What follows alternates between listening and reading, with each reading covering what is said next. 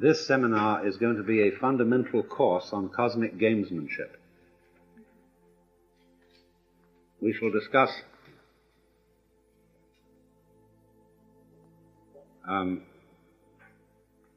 first of all the yang and the yin, because what we are studying is the way whatever may be called the universal energy plays.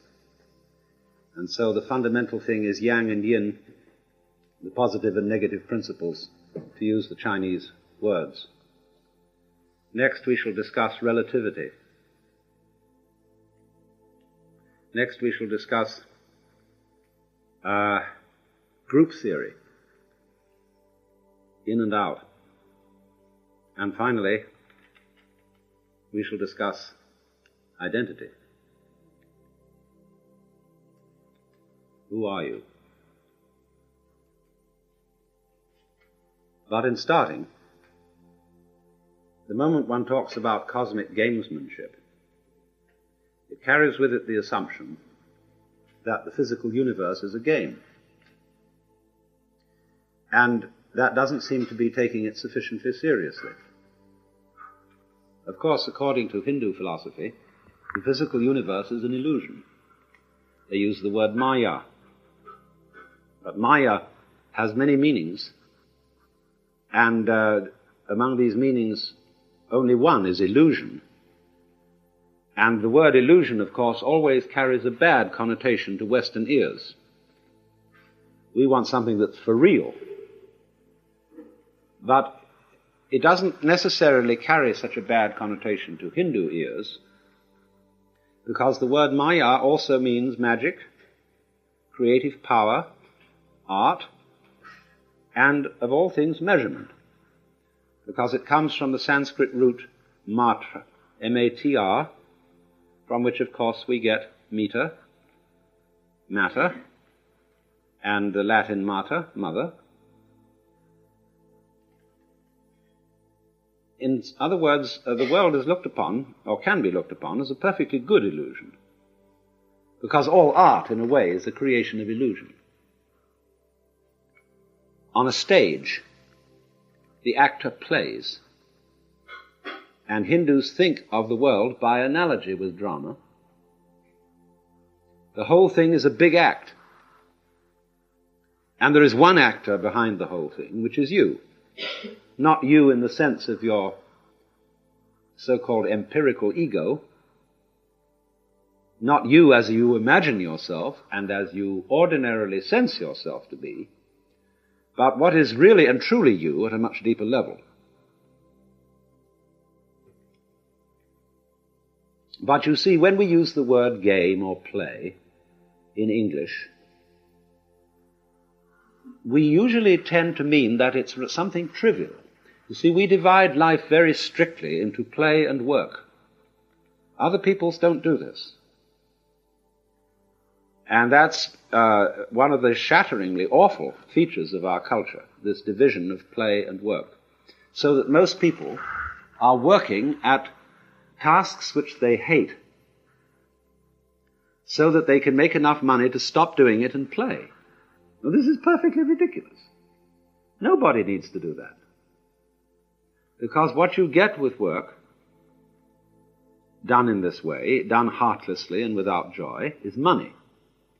And what can you do with it? Supposing you do earn time to spare and money to spend, what is there to buy with it? The answer is the other fake and joyless products made by other people who hate their work. So there is a certain phoniness, a certain lack of essential quality in almost all the work that we perform, because the work is done not for the work but for money, and play is considered something separate from work. Work is serious. Play is not serious. In fact, we have a strange incapacity to play at all, because we always, especially in the United States, play with an ulterior motive. That is to say, play is good for you. And we do everything because it's good for us, because we judge the physical world with, without our senses, We judge in theory. We believe that the proof of the pudding is not in the eating, but in the chemical analysis. It is often my fate to have to take lunch in college cafeterias. And what must be happening to the intellectual life of the nation as a result of professors, graduate students, and students eating this kind of stuff must be catastrophic. Because I go all over the United States to various colleges, and everywhere the fare is exactly the same. You get a so-called salad, which is a piece of that wretched icebox lettuce, with a dollop of cottage cheese and a wedge of canned pineapple on top of it. And then you get slices of beef that have been tormented for hours in an electronic purgatory, sloshed over, or rather coated is the exact word, with a gravy made of water, library paste, and bouillon cubes. Then there are peas, carrots, and corn, which have been sterilized, because that's important, by boiling for hours. And finally there is a pie, which is a slab of beige goo, crusted in reconstituted cardboard, and topped with sweetened shaving cream squirted from an aerosol bomb. And all this has been analyzed by dietitians and by the whole department of home economics, and is found to veritably contain the right amount of calories, proteins, carbohydrates, and vitamins. Now, actually, this is all a result of academic politics, because academic politics, you know, is mainly concerned with feuding between departments. And this is the way in which the home economics department has won out, by rotting the brains of historians, anthropologists, mathematicians, and physicists with this miserable fare. And this goes on all over. Things are judged, you see, because they're good for you. And if we inquire carefully as to what this good for us is, you mustn't look into that. It's taboo. The whole culture would fall apart if we found out what it was, because what is the good that is good for you is always and necessarily something in the future. It never happens, and is never going to happen. All that these vitamins and carbohydrates and things can do for you is keep you in a state of reasonable survival, and in which you never catch up with anything. Because, you see, time is strictly an illusion. There is no such thing as time, any more than there is such a concrete thing as the equator. The measurement of time is a measure of motion, just like lines of latitude and longitude are a measure of the geographic surface of the earth. And nobody will ever tie up a rolled roast with the equator. There is, however, such a thing as timing, which is quite different from time. Timing is skillful rhythm. But you cannot ever attain proper timing if you hurry. If you're in a hurry to get to the future. Because the future is never going to arrive. So, if you hurry to get to the future, you always get a punishment for it. For example, instant coffee. TV dinners. The sort of food they serve on airplanes. Or beef that is cooked in electronic ovens where you push the switch and a whole roast is done. It isn't. It's heated through. It's not roasted. And all these things are awful because they are the result of the illusion of time. That there is something that is good for us and that we're going to get to. And so this is the result of an educational system which is completely geared to literary and mathematical pursuits, which trains everybody to be clerks, insurance salesmen, and bureaucrats. And only with great reluctance does education offer any kind of instruction in material competence, and then only for people who are considered too stupid to be intellectuals, to go on to college. So the basic arts of life in our culture, farming, cooking, dressing, furnishing, lovemaking, are utterly neglected. There is no sophisticated training widely available in any of these things for the average person. And so that's the reason why there is nothing on which to spend the time that we save and the money we earn, except trash. So fake cars, pasteboard houses, bread made of squishy styrofoam, vitamin enriched, and all that sort of thing, see, because of the illusion, we've fallen for the illusion of time. So only what is absolutely necessary for a culture, that means a society of cultivated people, is the cultivation and devotion to the present, to the material world, rather than to the purely theoretical world. You see, Maya in Sanskrit does indicate in one sense the physical world, because in the positive sense that the physical world is actually a marvelous work of art. But Maya in another sense, in the sense in which it means measurement, refers to all the ways we have of numbering and naming and dividing up into categories the physical world. So time is Maya. Latitude and longitude is Maya. The future is Maya, in the less exciting sense of illusion. So, you see, because of this state of mind, we don't think that play is important. We play in order to refresh ourselves to go back to work. And that's not playing. Playing is a real absorption in the delight of a dance, for example. You don't dance because it's good for you. You dance because you're happy. You see, we have a very odd incapacity for happiness, because we are happier when we expect good things to happen rather than when they're happening. And so we say of a thing that we consider bad, it has no future. Well, nothing has a future. There isn't a future. There's always a present, and one has to get this as a kind of a basic approach. So then, one can also, therefore, use the word play or game in a sense that is not trivial.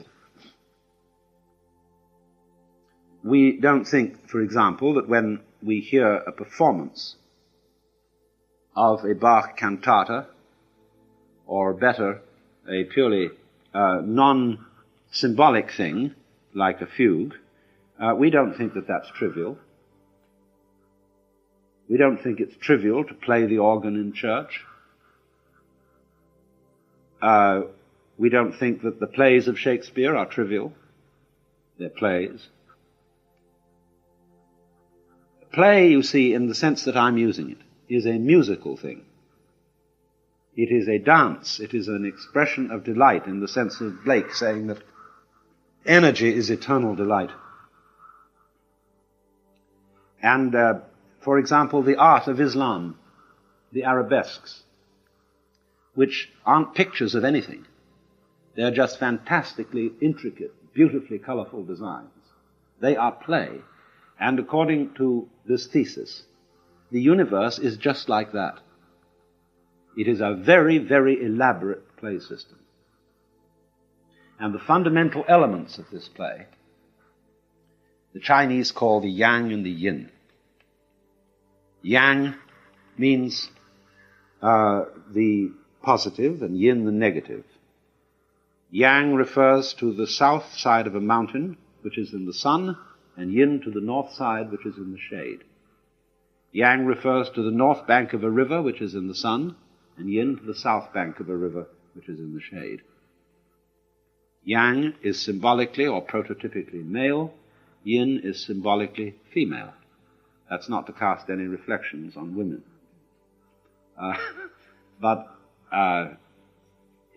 So you might say the reason they're called male and female is that yang is aggressive and yin is yielding. Yang is convex, yin is concave. Now, the secret about the opposites, which is as important as realizing that there is no such thing as time, the secret about the opposites is this, that they appear to be as different can be. We say of opposites, like black and white, that they are the poles apart. But in using that phrase, poles, you imply a connection between them. As there is a connection of the north to the south pole of the earth, and as there is a connection between the north and south poles of a magnet. They are two ends of the same stick, two sides of the same coin, two opposite points on the same sphere. And that means that they go together. In Chinese, this is called arising mutually, as in the second chapter of Lao Tzu, where he says, when all the world knows beauty to be beautiful, there is already ugliness. When all the world knows goodness to be good, there is already evil. For to be and not to be arise mutually.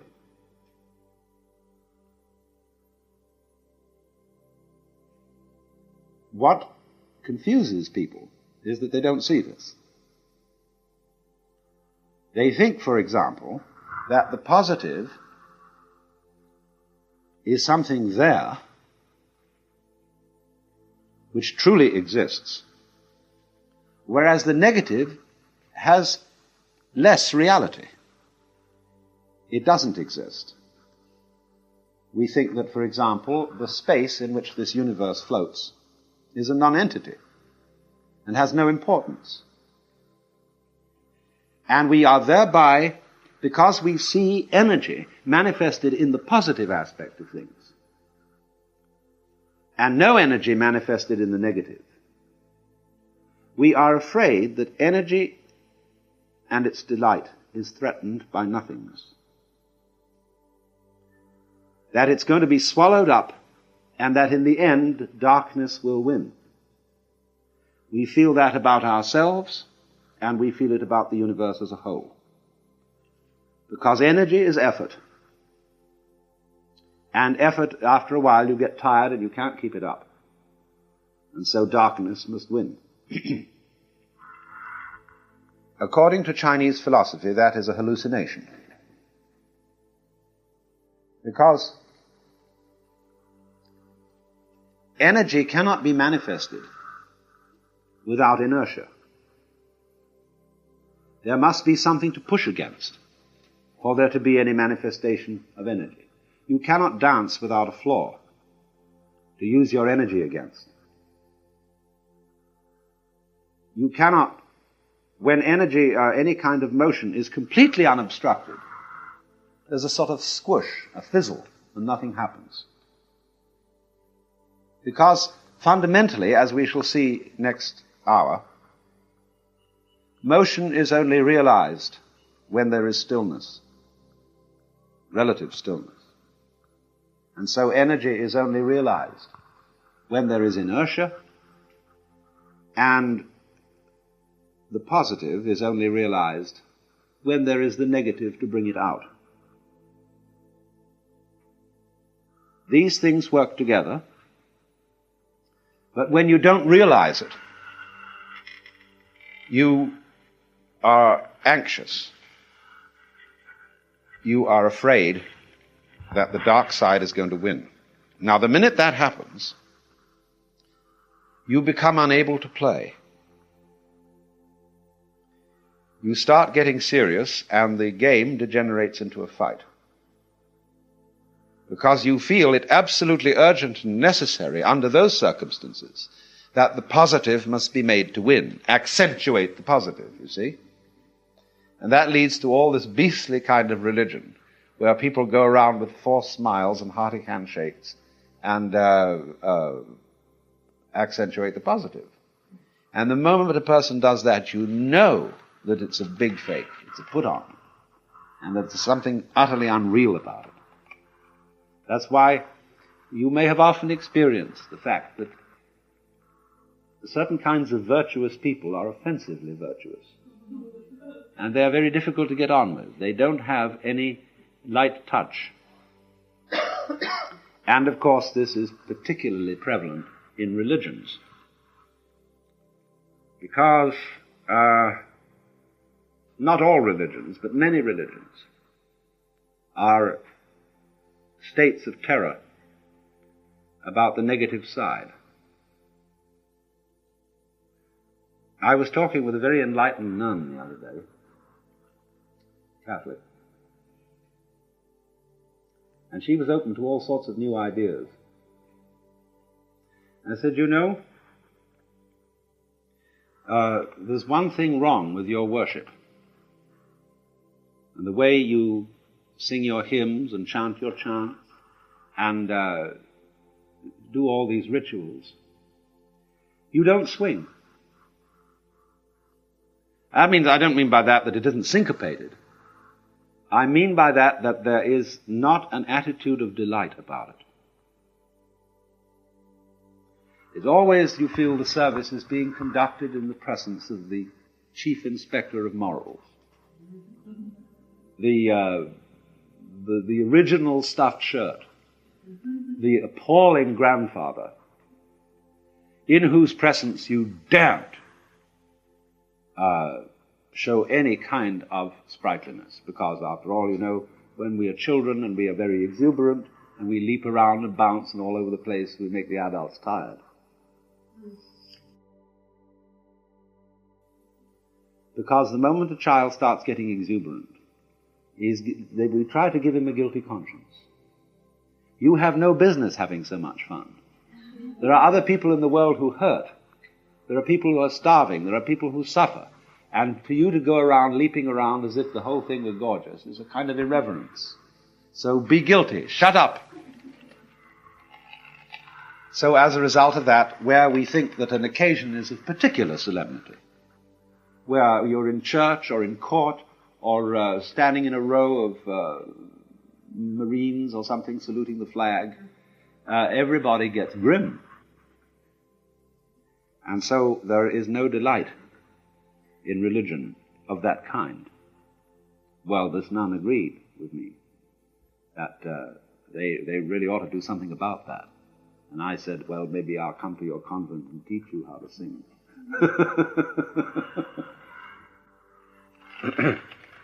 But you see, all of that is because of the fear that the nothing will win over the something. Now, it's true in games, there is a winner and there is a loser. But in a fight, it's different. In a fight, the object of victory is to get rid of the defeated party. Because he's bad, and he ought not to be there at all.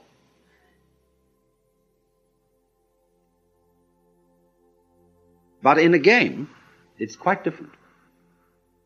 Because if there is to be a winner, there has to be a loser. So it's terribly important not to get rid of the opponent. You could have no chess unless you had the black side as well as the white. Impossible. So in a game, what we admire a person we call a good loser. That is to say, a good sport. Because he does not take the loss seriously. It's very instructive, for example, to play any game that you know well, whether it's chess or checkers or whatever, with yourself. And each time you move over to the opposite side, play it with your best skill. For example, you can play a very marvelous game. You take two cocktail olive toothpicks, the kind they make into little plastic swords, and you do a fencing match with yourself. And actually try to stick one of your hands, and the other hand really tries to defend itself. You'll find this is extremely interesting. It's a meditation exercise. And then you realize, you see, what is the nature of a game. Because if you are a good chess player, you may congratulate yourself if your opponent wins, if you have given him a good contest. Because then the game as such was interesting. And you come to realize that you and your opponent in a game of chess together constitute a single organism, like your right hand and your left hand fencing with each other. let not your left hand know what your right hand doeth. That means have a conspiracy to pretend that they don't belong to one organism and that they're different, like black and white, like space and solid. They must look as different as possible. But underneath, in order that there be a game, in order that there be, in other words, a relationship of these two, there has to be a secret agreement. They have to be tacitly one, but openly two. Exoterically two, esoterically one. Because, you see, on the stage, when you get the hero and the villain, they are really friends behind the scenes because they belong to the same company of actors. But this mustn't be admitted on the stage, because that would give the show away. Now you see, it's true, we mustn't give the show away. That's why there are esoteric teachings. But on the other hand, there is another opposite extreme, which is not realizing that the show is a show. And that's as bad as giving the show away. So you have always, when you are in the theater, say you go to the movies, and you go to see some great horror movie, awful thing. Well, why does one do it? You want a thrill. And the whole of the universe wants a thrill. That's what it's all about. Otherwise it would be boring.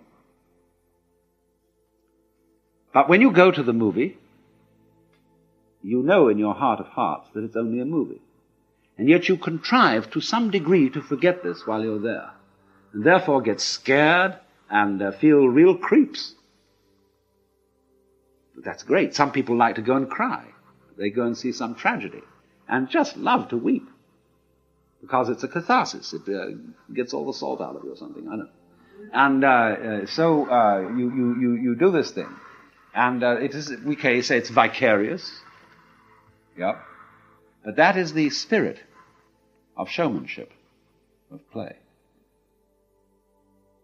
So one might say then that it is possible in this life to attain a sort of metaphysical courage in which you really know deep within that the most harrowing experiences that physical existence can offer are a show. Now this is the what you might call ultimate nerve. And for example, when the samurai in Japan studied Zen, that's what they wanted to get from it. They wanted to get ultimate nerve so that absolutely nothing would faze them. So there is a poem which says, "Under the sword lifted high, there is hell making you tremble. But go ahead, and there is the land of bliss." Don't hesitate, see? Don't be blocked. Don't be fazed, nonplussed by the illusion.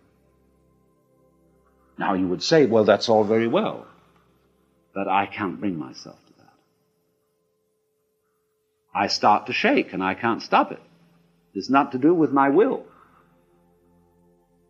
And no amount of gritting my teeth, clenching my muscles, exercising my willpower can get rid of the shakes when I am really scared. That's true. But you must remember that the secret to all this is not to be afraid of fear. When you can really allow yourself to be afraid, and you don't resist the experience of fear, you are truly beginning to master fear. But when you refuse to be afraid, you are resisting fear. And that simply sets up a vicious circle of being afraid of fear and being afraid of being afraid of fear, and so on. And that's what we call worry. Worry is simply a chronic condition. And people who worry are going to worry no matter what happens. Because when one possible threat is exterminated, they will immediately discover another. Because worry is an infinitely skinned onion. And you can go on and on and on, because the moment you reduce the size of the onion and you get your worry down to about this, suddenly your whole sense of distance and size changes. And because you're looking so intently at this little onion, it fills your whole field of vision and is once again a big onion. See? You start peeling that down. But as you get another one about this size, then it enlarges itself in your judgment and your sense of values. And once more it's colossal. Now that's always going on. So if you are disposed to worry, there is always plenty to worry about. You make plenty of money and you have no troubles about that, then you start wondering if you're going to get a disease. And the doctor says, no, it's all right, nothing wrong with you. Then you wonder if you're going to get into an accident. And then you take precautions, and then you wonder if there's going to be a political revolution, etc. Whether your house is going to be robbed. There's always something. So it is really, this kind of worrying is a completely useless pursuit. And yet, we feel a little guilty if we don't do it. Because it's somehow put into us that a proper amount of worrying is showing a good sense of responsibility. You're concerned. And Paul Tillich used this word concern in a special way. And Quakers always use the word concern.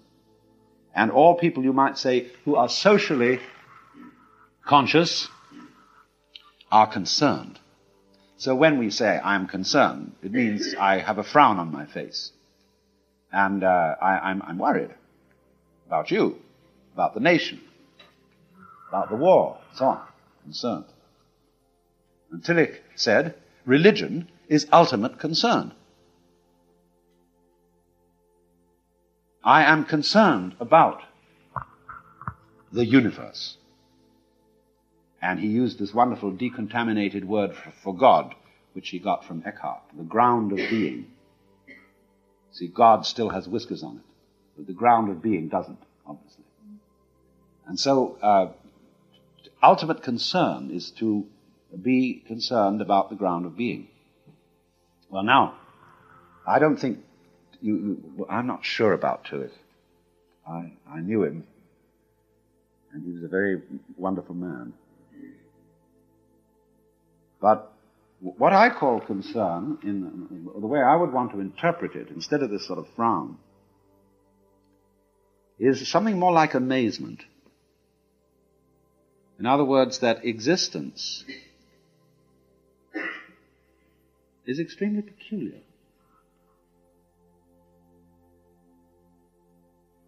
I can't explain this feeling because I don't know quite how to ask a question about existence so that I could be said to be wondering about it in some sort of clear-thinking way. It's a very nice thing to consider to yourself, that if you were going to have an interview with the Lord God, and you would have only 5 minutes, and you might ask one question, what would you ask? And you've got plenty of time to think this over in advance. And you realize, question after question, say, no, that's not really the thing I want to get at. It's not that. Like, do you exist? God would say, well, of course. Yes, here I am. Am I having a hallucination? He said, no. Well, how can I be sure that this isn't a hallucination, you see? And then you reject all that sort of question. And when you finally come down to it, you don't know what to ask. There is a sort of question in your mind, not so much a question as a questioning. A feeling of, it's all unbelievable. It's amazing. I wonder at it. I marvel at it. It is a miracle that there is anything. But it's like a friend of mine who went to a Zen master. got an interview after a good deal of trouble, an interpreter. And he sat down and said, you know, now I'm here, I don't know what to ask. I just feel like laughing. And Zen Master said, well, let's laugh. And they just broke up. So,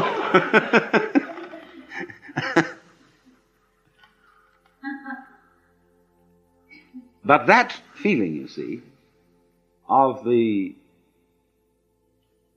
marvelousness of being is what I call, or would want to mean by Tyrwhitt's phrase, ultimate concern. It's also love is involved in it. See, that's the part of the problem of an abstractionist culture such as ours. As I indicated, we are not materialists, we are abstractionists. A materialist is a lover, and therefore is somebody related to the present.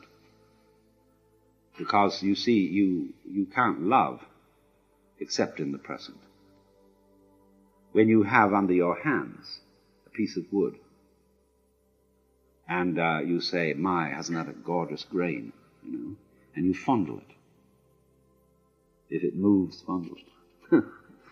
And you run over this and think, hey, isn't that gorgeous, you see? Well, you're loving it. It may be that it's an apple in your hand, and you say, I love you so much I could eat you. And you eat it, and you relish it. That's loving in a special way. So, concern and love, and there are many forms of love. There's a whole spectrum of different kinds of love, which runs from the red of libido to the violet of divine charity. But all of them are equally important because, as you know, you can't have the violet end without the red end, and vice versa. You wouldn't know what violet was unless you had all the other colors. The colors create each other. So it isn't simply black and white. Between black and white is the spectrum. And just as black and white arise mutually, so you know red in relation to yellow, in relation to green, in relation to blue, and so on. But they all come out of black and white. That's the secret. I think Mr. Land, who invented a camera, made a rather spectacular demonstration of this. So,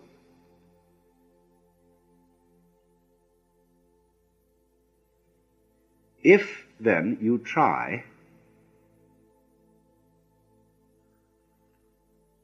to obliterate fear, the fear that black may win, you're working in the wrong way. To attack a fear is to strengthen it. Because immediately you feel guilty if you don't succeed, or you feel inadequate. But fear is something that arises naturally and spontaneously under certain circumstances, just as you will feel warm if you get near a fire. And you can't go up to a fire without some sort of self-hypnosis and then say, well, I refuse to be warm. There's something a bit weird about that. Besides, you often want to feel warm when you get near a fire. No, on the contrary, it is very natural to be afraid. And so if you don't try to knock it down, you don't try to make yourself over into some sort of preconceived idea of what you ought to be, then you're on the track. Now, when you think, for example, that I ought to change myself into something different, what is the agency which will effect this change? Well, we could say two things. on the one hand, it's the same self that you want to change. So how can it change it? Or on the other hand, you can say that the idea that there is a sort of separate ego in you which can go to work on the rest of you is a hallucination.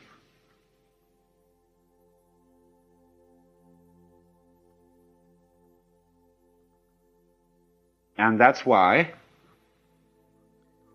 gurus and teachers set their students weird tasks. They may discover that the dissociated ego is indeed a hallucination. Now, for example, one of the ones that is commonly used is to get yourself a pure mind.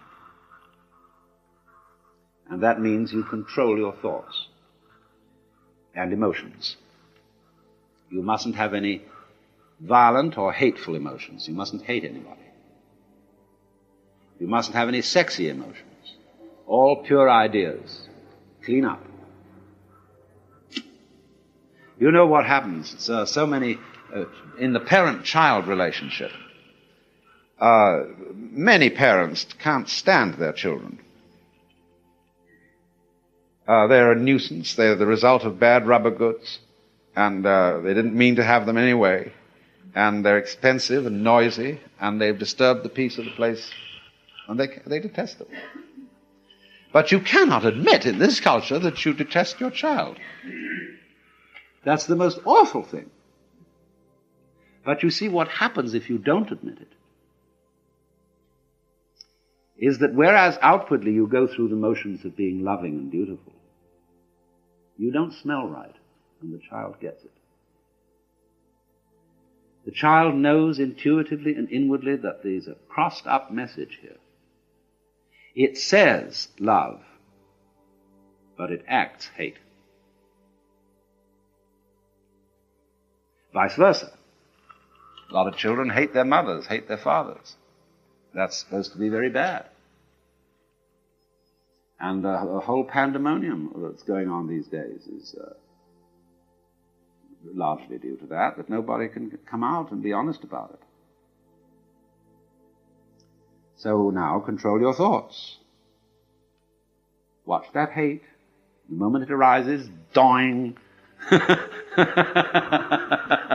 knock it down. Well, now you know the guru who's teaching you all this. You've projected quite a bit on him.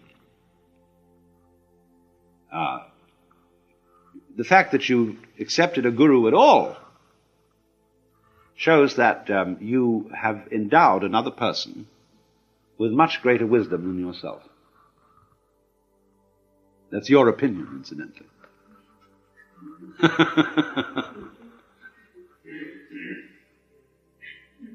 And therefore, people invariably attribute to gurus all kinds of astounding powers, especially of a telepathic nature. And indeed, a good guru is a very sensitive fellow and can tell by people's eyes and gestures and tone of voice all sorts of things about them, as can any experienced psychologist. But you see, when you are trying to control your thoughts, and you know you have some kind of wrong thought, you project upon the guru to recognize it instantly. He reads you. He sees right through you. And therefore you know that he almost must look at you as a terrible worm. Because you can never quite succeed in doing it, you see.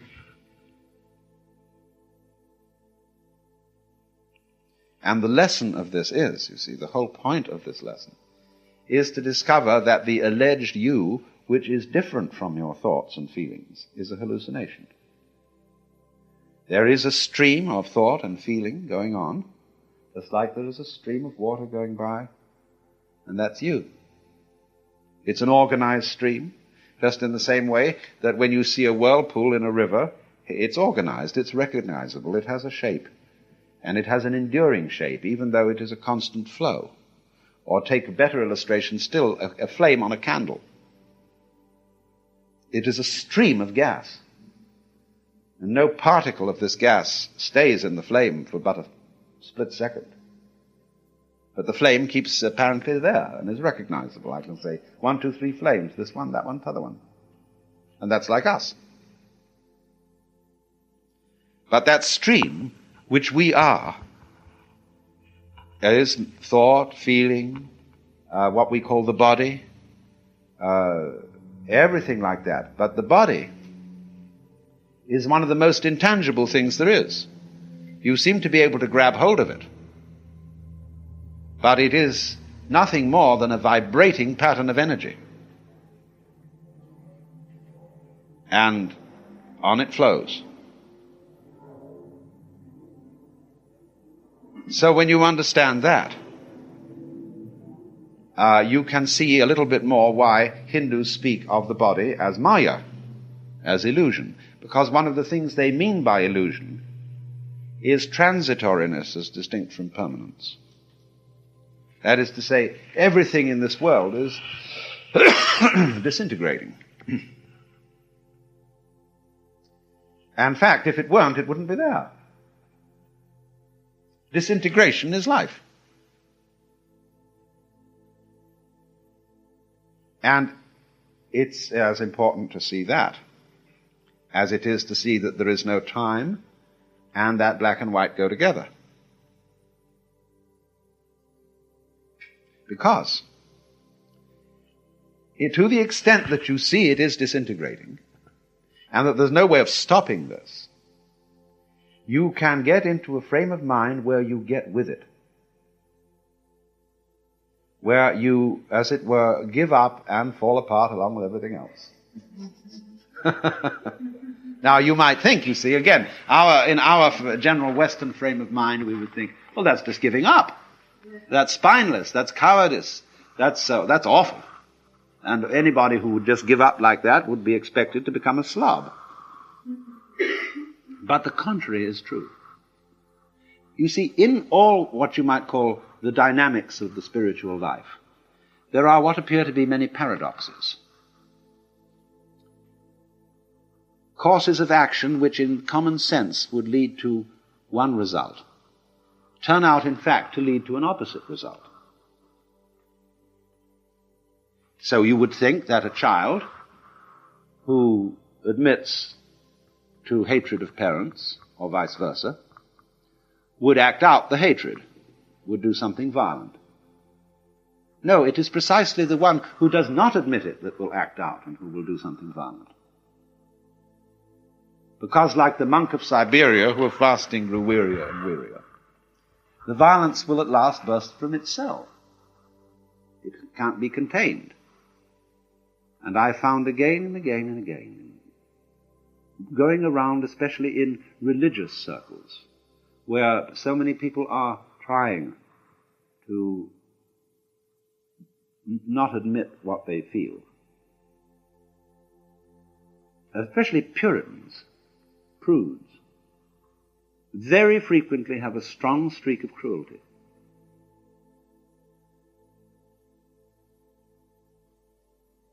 And this, of course, can be a kind of sexual substitute, a sadistic or masochistic thing. That is simply because they don't admit to having a negative side. And so the negative side will express itself in a violent way. People who are always doing things for other people's good will be liable to bomb them for their benefit and utterly destroy them in the name of goodness. And this is because such people are not ever going to be good soldiers. I was talking a few weeks ago to the Air Force Weapons Research Lab at Kirtland, near Albuquerque. And I was somewhat surprised to be invited to this sinister institution. But it was full of extremely brilliant people. Fantastic minds. And so naturally we got onto the subject of strategy. because military strategy is a very, very interesting thing. It contains all the basic life problems. And I said to them when I started out, I said, now, you have asked me to tell you as a philosopher, what are my basic premises for moral behavior? Well, I said they are total selfishness. I'm not going to beat around the bush with you people. I'm going to be sentimental or anything like that, because you're dealing with military matters, where you have to be tough, and where you have to be so tough that you've no time for finer feelings. So let's begin that way. Now, I said, you might imagine, therefore, that if I based my behavior on total selfishness, that I would go around being rude to people and aggressive and pushing through and so on. But I said, I don't, because I found it doesn't work. People put up resistance, they get obstreperous, and I don't win them over. So my self-interest is better conserved by putting on a pretense of politeness and that I really am concerned about you all and so on. But I said I am not. That's just a big act. Now, and I said the next thing that happens is this. When I decide that I'm going to base everything on total selfishness, I start wondering what I want. Well, so many things that I thought I want, when I got them, I found out I didn't. So I have to go very deeply into the question, what do I really want? What sort of friends do I want? What sort of a house do I want? What sort of a life do I want? What sort of a job do I want to do? And you see, people don't think this through. They get all sorts of ready-made ideas of what they ought to want. Because what education does to us to so large an extent is to fit us into a set of prepared stereotypes. And we never stop to find out what we really want to do. Well, that's one thing. But then something else very odd comes up when I say I'm purely selfish, which is, what is me? And then I come across this curious thing, that I don't know who I am unless I know who you are. If I would live without any other people, I don't think I would know I was there. I see myself in terms of others. That is to say, by a social relationship. I am I because you are you. You are you because I am I. But then, something has gone screwy here, something funny about this. Which is, of course, that myself isn't at all what I thought it was. Myself is almost everything else as well as myself. Well, then I really don't know what to do, because there's no point my thinking anymore that I can just go around attacking people and getting rid of them and so on, and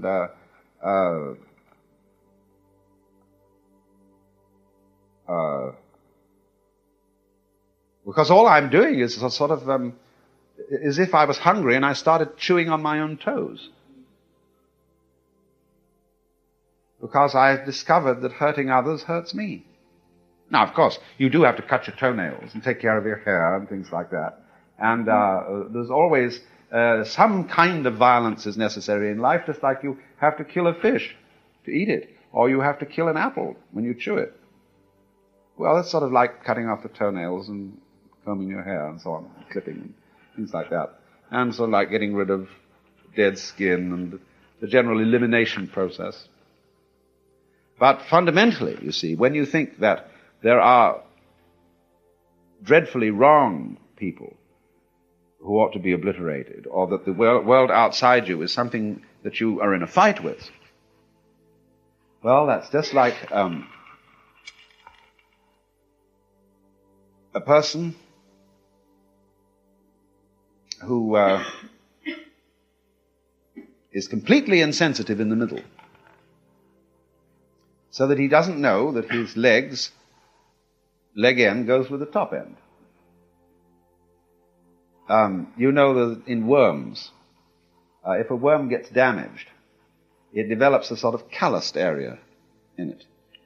And the worm, when it wiggles, the rhythm of the wiggle doesn't pass through the calloused area.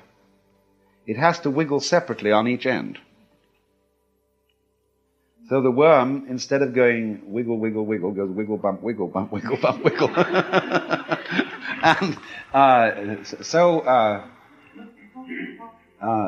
lot of people are like that, physically.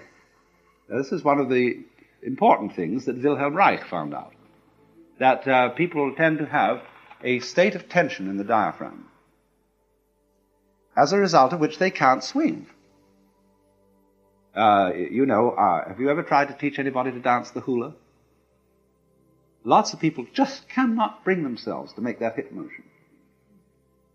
They're too rigid. And they're like the worm with a callus in them. Or then there's another myth about this. There's a famous snake called Ouroboros. And he's always drawn chewing his own tail and eating it. Imagine what happens when the tail gets inside and it gets inside and inside and the whole thing is clutched up, you see. And this worm, this snake, is a symbol of what the Buddhists call samsara, that is to say, the round or rat race of life and death. And this goes on so long as the worm doesn't know that his tail is himself. When he discovers that, he lets go of it and wiggles happily along, like every good snake should. Of course, there is something more to it than that. You might say, well, why in the first place did he not realize that his tail was his own? Well, because he wanted something else. See, there wasn't anything except the snake in the beginning, because the snake is the symbol of God. But in the Upanishads, in the Isha Upanishad, first line of it said that in the beginning there was the one God, the Ishvara. And he said, I'm lonely. And so he made another, which was a woman. And he made love to her. As a result of which all gods were born. But the woman got guilty about this because she felt it was incest.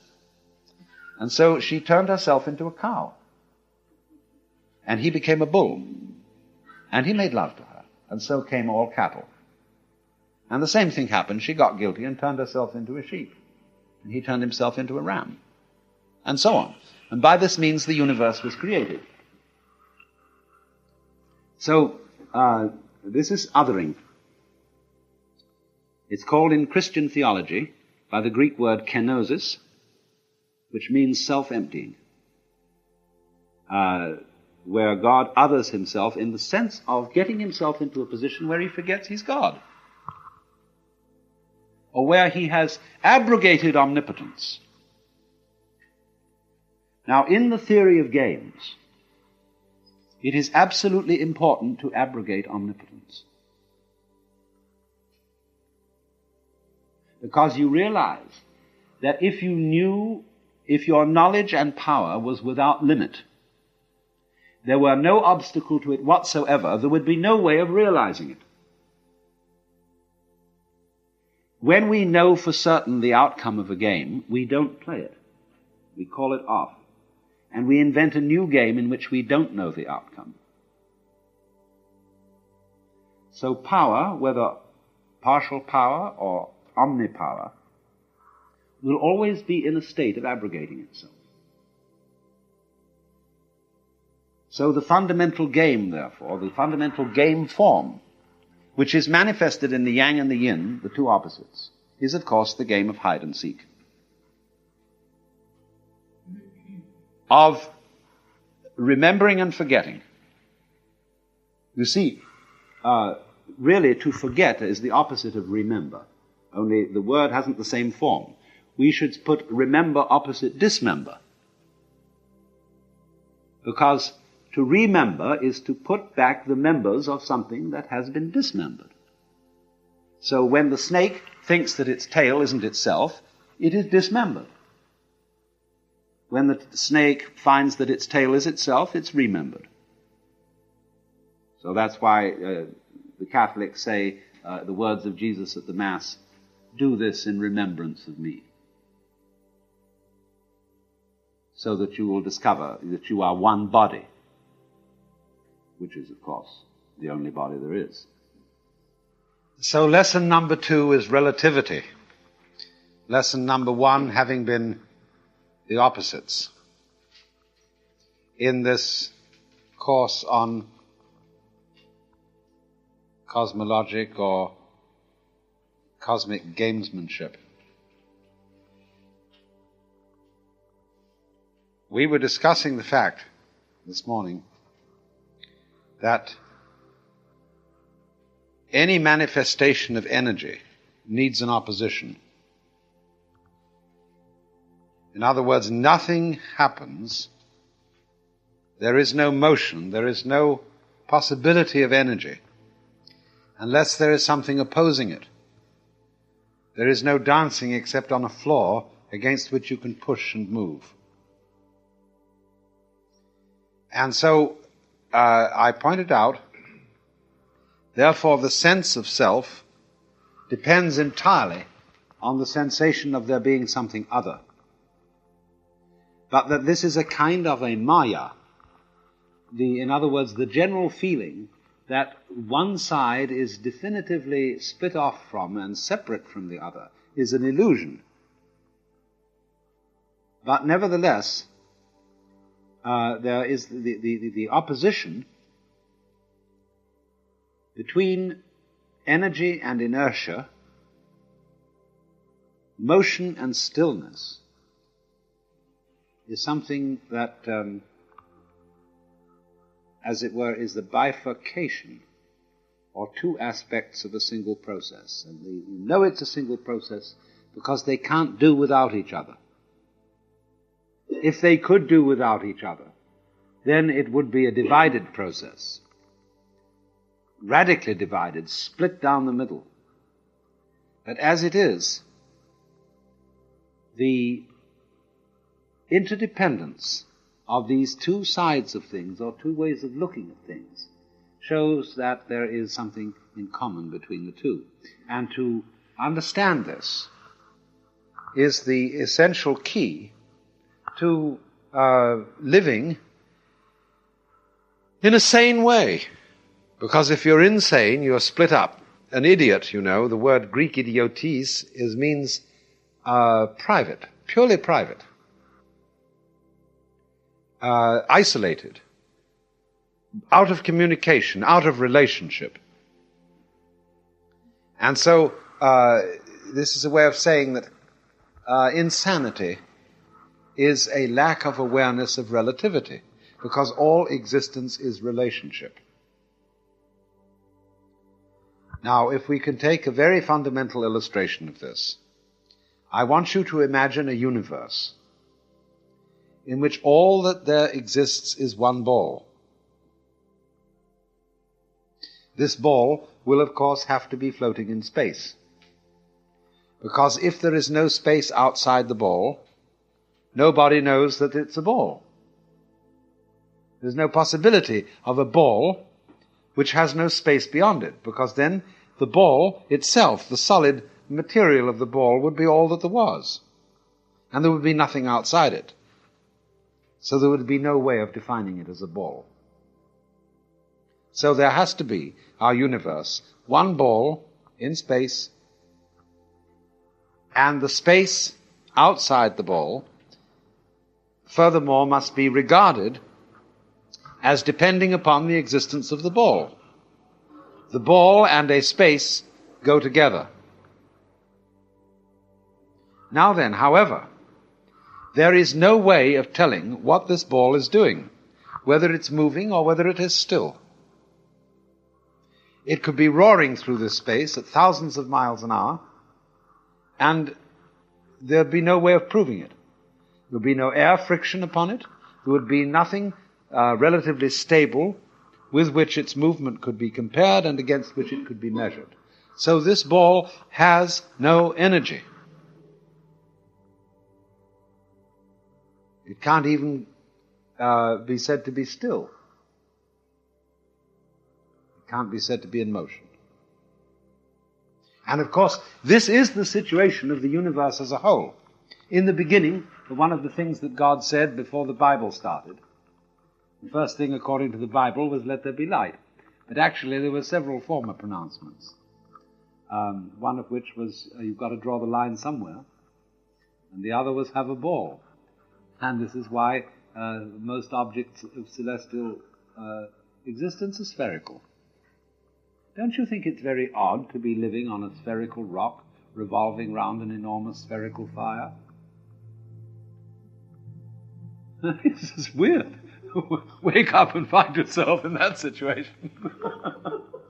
So, he said, have a ball. Now, this is the fundamental situation. The universe as a whole is presumably some kind of ball. It's curved space, and there it is. And nothing can be said about the whole universe as to whether it is moving or whether it is still. It's neither. That's why the Hindus, in trying to make some indication of the ultimate reality, say it is not this, it is not that. It is not one thing, it's not the other. It doesn't exist, it doesn't not exist. It doesn't both exist and not exist. It doesn't neither exist nor not exist. So you can't say anything about it. Your tongue is tied up. That's why it is said in the Mumonkan, which is a great Zen text, that when you've attained enlightenment, you're like a dumb man who's had a marvelous dream. Everybody who's had a marvelous dream wants to tell everybody about it. But if you're dumb, you can't say a thing. So in the same way, the moment you realize that you are one with all that there is, well, it's this fundamental ball. And you can't say anything about it. Because it isn't moving, it isn't not moving. You can't think about it. And the reason you can't think about it is not because it exceeds you. It's because it is you. You can't get at it, like you can't bite your own teeth. So then, if we introduce two balls into our cosmos, then we can say something about motion, because it is apparent that they can approach each other or get away from each other. But no one can say which one is doing it or whether both are doing it, because there is no way of determining it. One may be still and the other moving to it or away from it. Both may be moving towards each other or away from each other, but there is no way of saying which one starts. And furthermore, they can only move with respect to each other in a straight line. They have no possibility of moving on a surface. They have defined linear motion. Now we will introduce three balls into our system, and suddenly we find not only that they can move on a surface with respect to each other, but also that there's going to be a little fight started. Because if two balls stay together at a constant space apart, and one ball appears to approach them or to recede from them, well, here is a problem. Are the two standing still and the one likes them or doesn't like them, so moves closer or away, or is the one standing still and the two moving towards it or away from it? Well, there's only one way in this thing of deciding. Two balls that stay together constitute a majority. And according to the majority vote, they will decide whether they are moving away from the other one or approaching it, or whether it is standing still or whatever. Now then, the third ball, of course, can lick them by joining them. It can always stay, if it wants to, at a constant space from the other two, unless they break up and go off in different directions. So long as they stay together, it can stay with them, and then we are back to the original situation, because no one is moving at all, however much they move. Because the three constitute now one constellation, one triangle. All right, introduce a fourth ball. Now we have the possibility of motion in three dimensions. And you would say, well, now this is good, because we've got an umpire. Somebody who stands at the distance of objectivity and looks down upon those three balls and will decide which of them are moving and which of them are still. Very good, but the problem is, which one of them is the fourth? Who's the umpire? Everyone is in a position of a third dimension to the other three. So everyone is both involved in the game of three and could be the external observer who is the umpire of what the three are doing. Now that is exactly your situation as being, sensing yourself as an external observer of the world.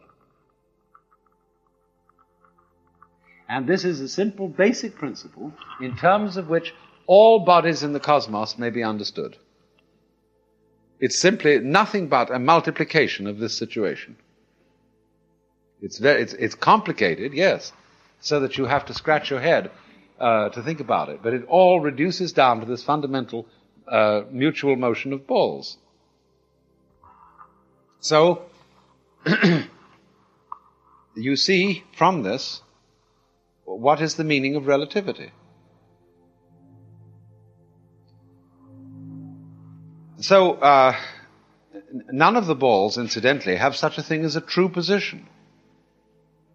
Because the position of any one of the four is where it seems to be from the different points of view of each member of the group. The members of the group can get together and agree upon a theoretical positioning of the balls, but they can never directly see all of the balls, including the one that's looking, in this theoretical position, just in the same way as you have a theoretical idea of the dimensions of a room, which would correspond to an architect's ground plan and elevation. And you would say you know that that corner up there is a right angle, although you see it as an obtuse angle.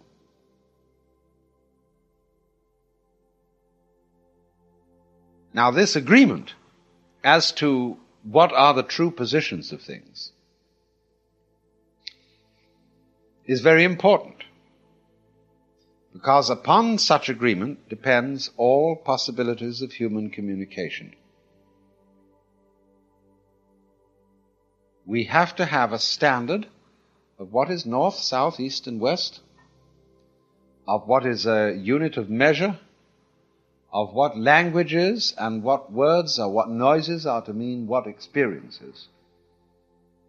And by constructing this conventional standard of measures, we are able to agree with each other.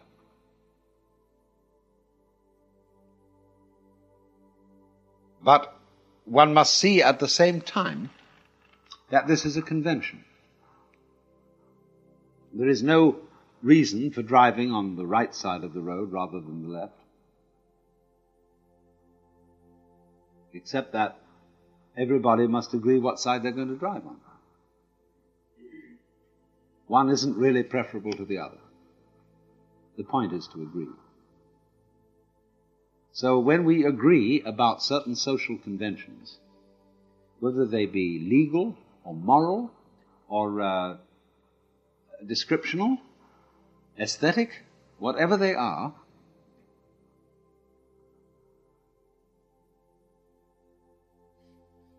they are a construct, they are an abstraction. And nobody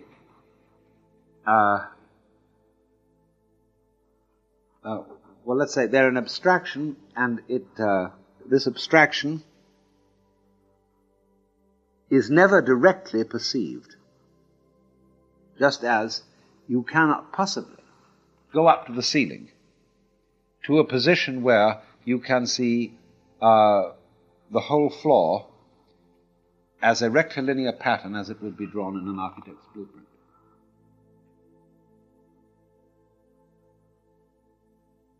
Your vision will always be distorted.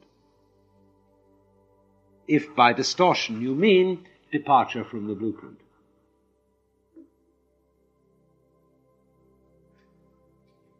So then, except in terms of some sort of convention of this kind, there is no such thing as the true position of the four balls in space.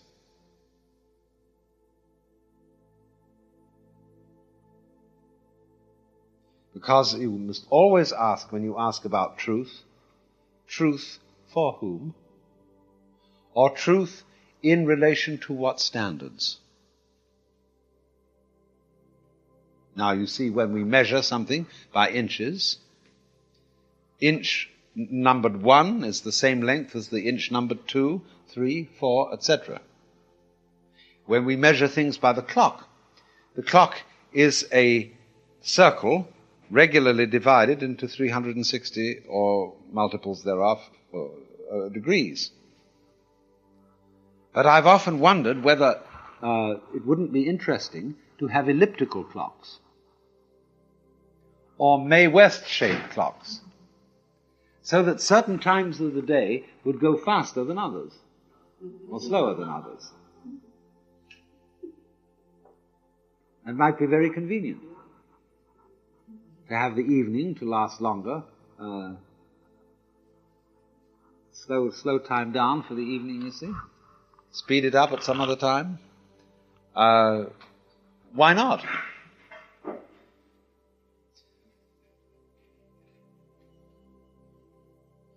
But you see,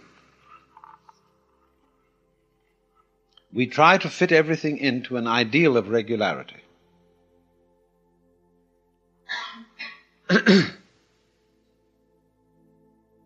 Now the next point is that if relationship is existence, we are going to discover from this that the existence of any identifiable thing or event in the whole cosmos depends upon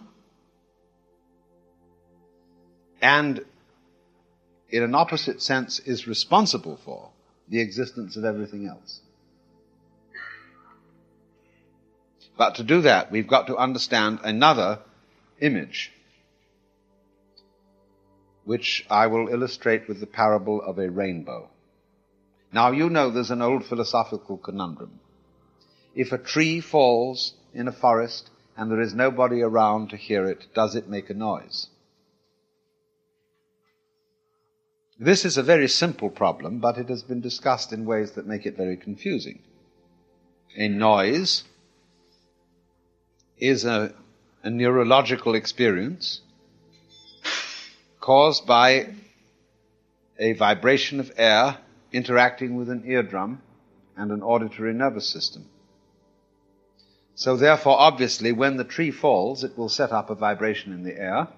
But if this vibration in the air does not pulsate upon an eardrum, there will be no noise. You can see it in a simpler way. What will happen if I hit a skinless drum? There will be a hit but no sound, because the drum has no skin. So if there is no eardrum, the vibrations in the air will not make a noise. I don't need to prove this, any spookery about mind as distinct from matter or anything like that. It's quite straightforward. But now let's take the somewhat more subtle case of seeing a rainbow. To perceive a rainbow, there must be 3 variables present, 3 factors. There must A, be the sun. B, there must be moisture in the atmosphere. And funnily enough, C, there must be an observer at a certain angle relative to the angle of the sun and the moisture.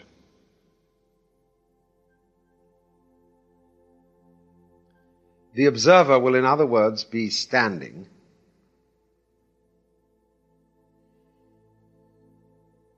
shall we say, on a straight line between the sun and the body of moisture, and what will then appear to be the center of the rainbow. That's why the side of a rainbow is always off to one side. You never see the side of a rainbow directly in front of you. So the position of a rainbow differs for every observer, just in the same way as that the position of this table differs for each one of you in the room. Depends where you're sitting as to where you see it. Now, the trouble with this illustration is that a rainbow is a rather diaphanous thing, and we tend to accord it a rather low reality status. And yet it fulfills all the requirements necessary for a genuinely existent thing. Oh, it's true, you can't grab hold of it. But neither can you grab hold of the moon, at least not yet.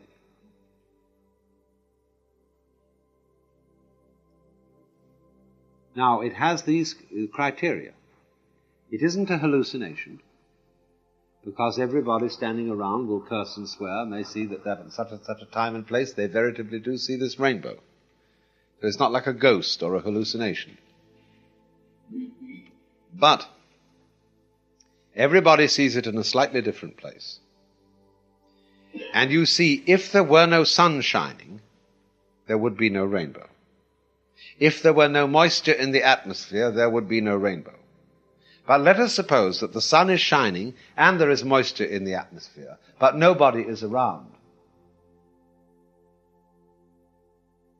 We'd only say with great reluctance that there would be no rainbow. Because that way of looking at things upholds a particular mythology of the world. The world is something independent of us. This is the great superstition of Western culture, that the world is independent of you.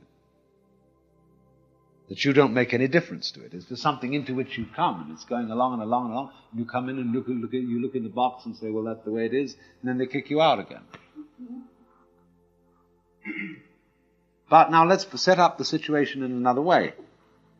Let's suppose the sun is shining out on the ocean somewhere, and I'm on a ship, and I could look over there and I say, my goodness, isn't this a nice day? If there was some moisture right over there, we would have a rainbow.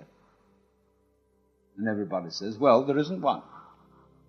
It just does not truly exist that there is a rainbow. All right, the sun is shining out on the ocean, and there is some moisture. If there were a ship sailing near it so that there could be someone to see, there would be a rainbow. Now, in these two situations, they are both exactly the same.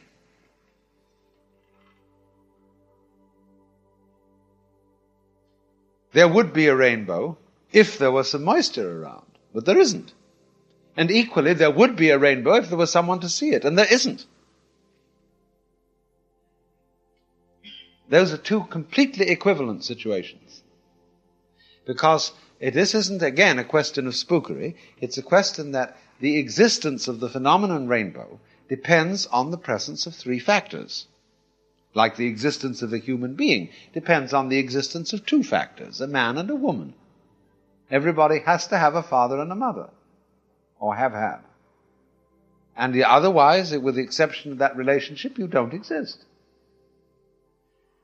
Well, now, the case of the rainbow is exactly the same case as everything else. It's just because a rainbow is rather diaphanous and intangible, although it sure hits you in the eye. And the eye, the seeing, is a form of touching. Seeing is touching at a distance. When you find that the table is hard, that is a way of feeling with your fingers the same thing as that you cannot see through it with your eyes. So we are funny about this. Purely optical sensations are regarded as having a lesser grade of reality than tactile sensations. When you get hold of something and can grab it, and you feel it solid, you feel you are surer of its existence than if you merely see it. But it's all the same thing. Touch is a sensation as if your finger ends were full of millions of little eyes. Every nerve end an eye. And they close around this and they find it is not transparent. Here is a limit. Here is something we don't go through. But that's exactly the same as when you see with these eyes here. You don't see through something.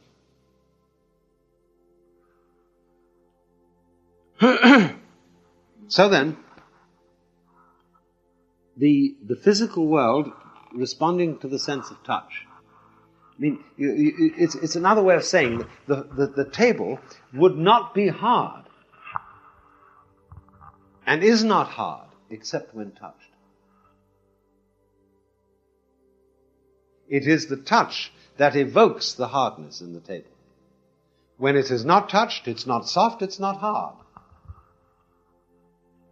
It has no quality at all. Nothing which is not in relation to us has any existence, or, I will add, in relation to some other kind of responsive creature. Just in the same way that when light energy goes out of the sun into space, the energy will only be manifested as light if there is some body outside the sun to reflect the light. Otherwise, the light does not in any way illumine the darkness of space.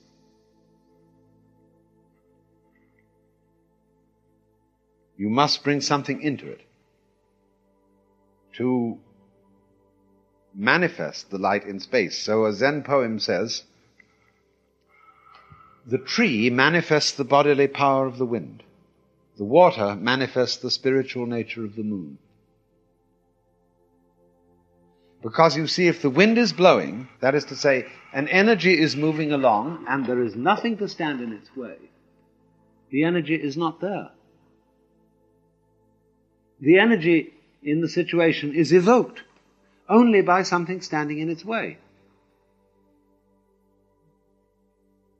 Then it's manifest.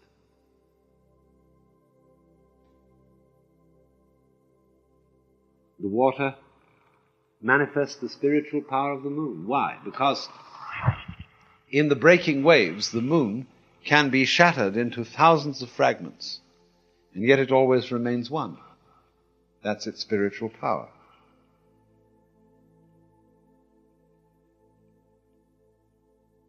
You wouldn't see that miracle of the moon if it weren't for the waves. They divide it up like that. All right, you can say, it's a distortion. That's not the way the moon is. The waves are not reflecting it correctly. But that's only trying to say that things reflected in a smooth and still surface are reflected more really than things reflected in a vibrating surface.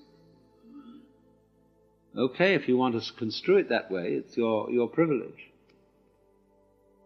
But you can have any kind of reflector you want. So in the same way, it is with you.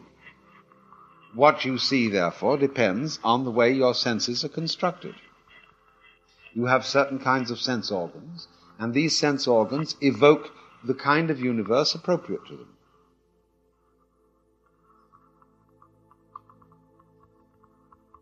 It's not necessarily the way things are. Because there is no way that things are apart from their impact or better relationship with some kind of perceiver or perceiving organism. Because things are only in relation. When there is nothing to which they can relate, nothing is happening. And the so-called existence which we perceive and that to which it is related come into being together.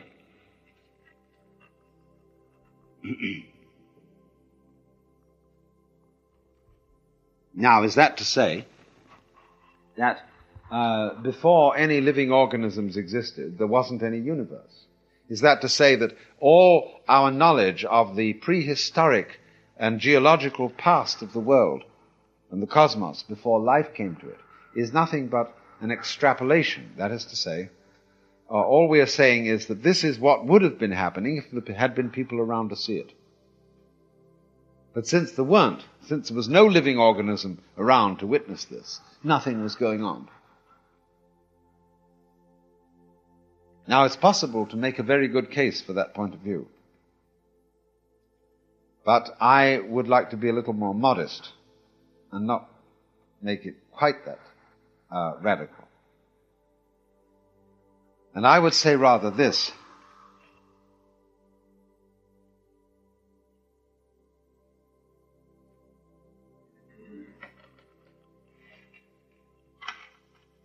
There would never have been a universe before living beings existed unless there was going to be a creature called man.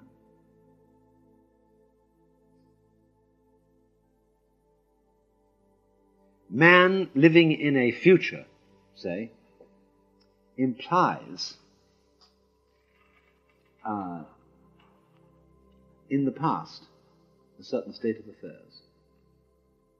In other words, this planet had to come into being with an adequate amount of temperature, oxygen, gases, everything else, food supplies, for the organism called man to exist.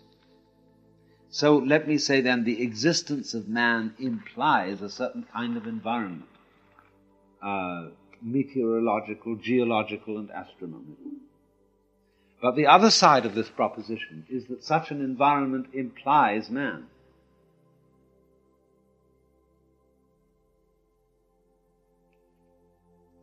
Now, where you get two sides of a situation where they imply each other mutually,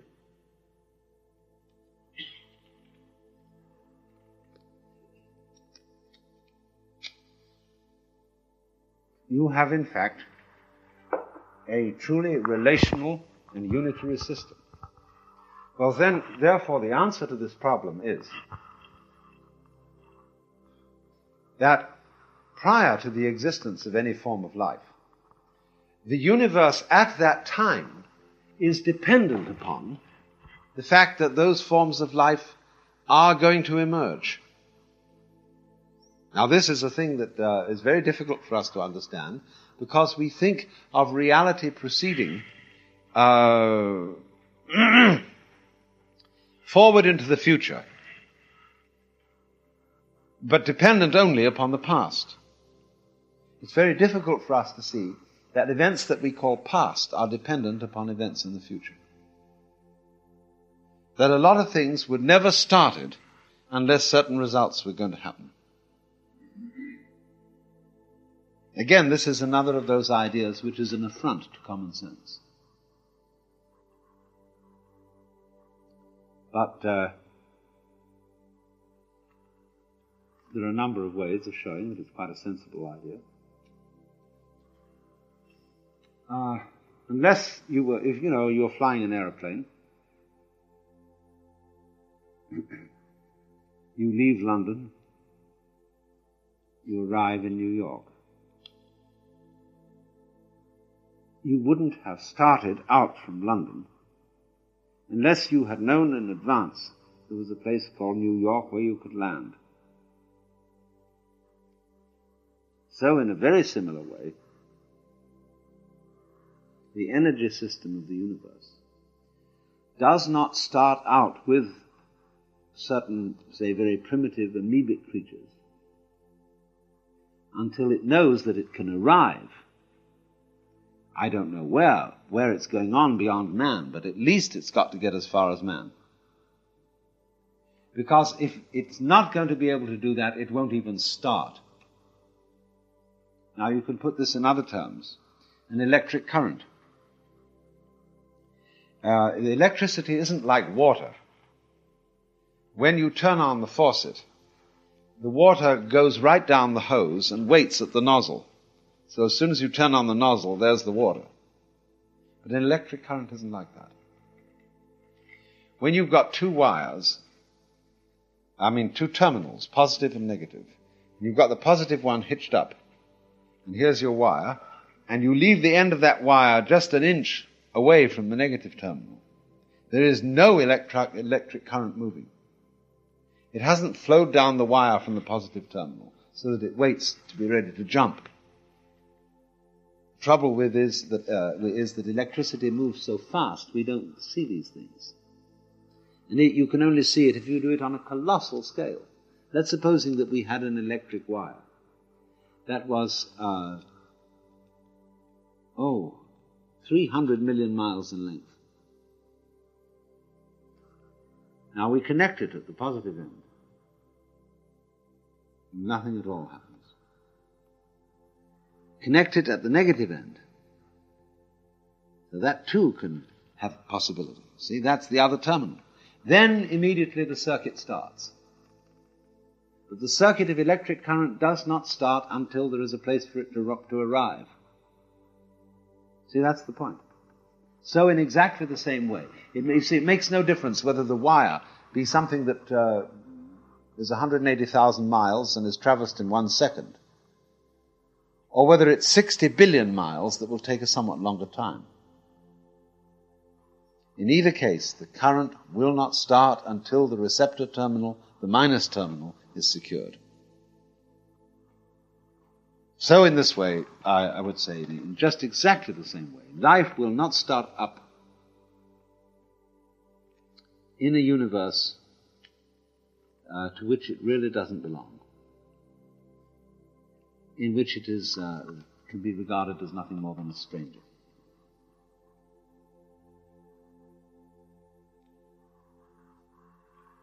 So if you follow that out, you see this, that the whole existence of the universe depends on every individual.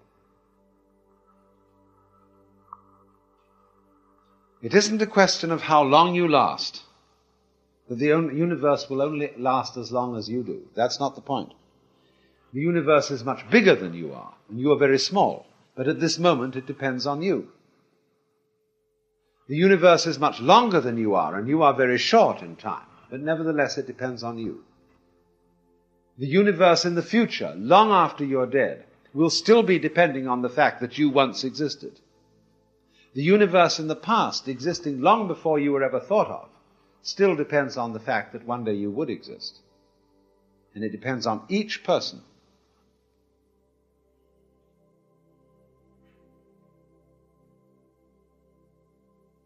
So, in other words, there is, in everything that happens,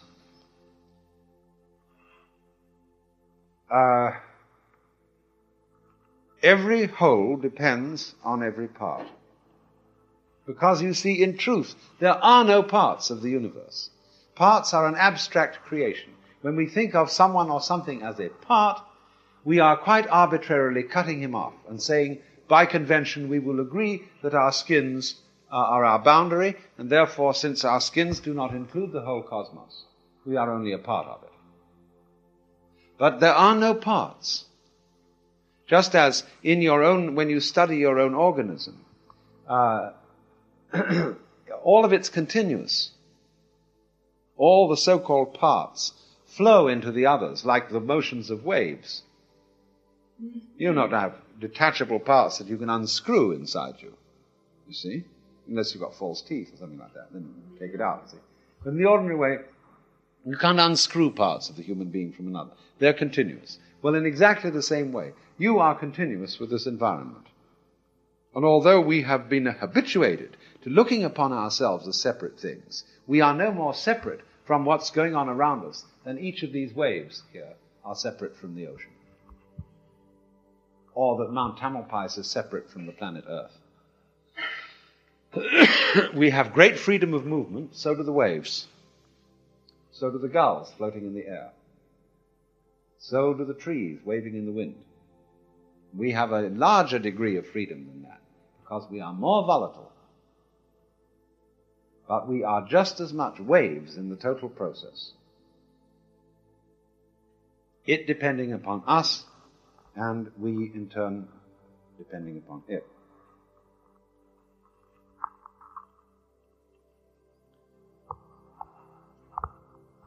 Now understand the meaning of there being no parts.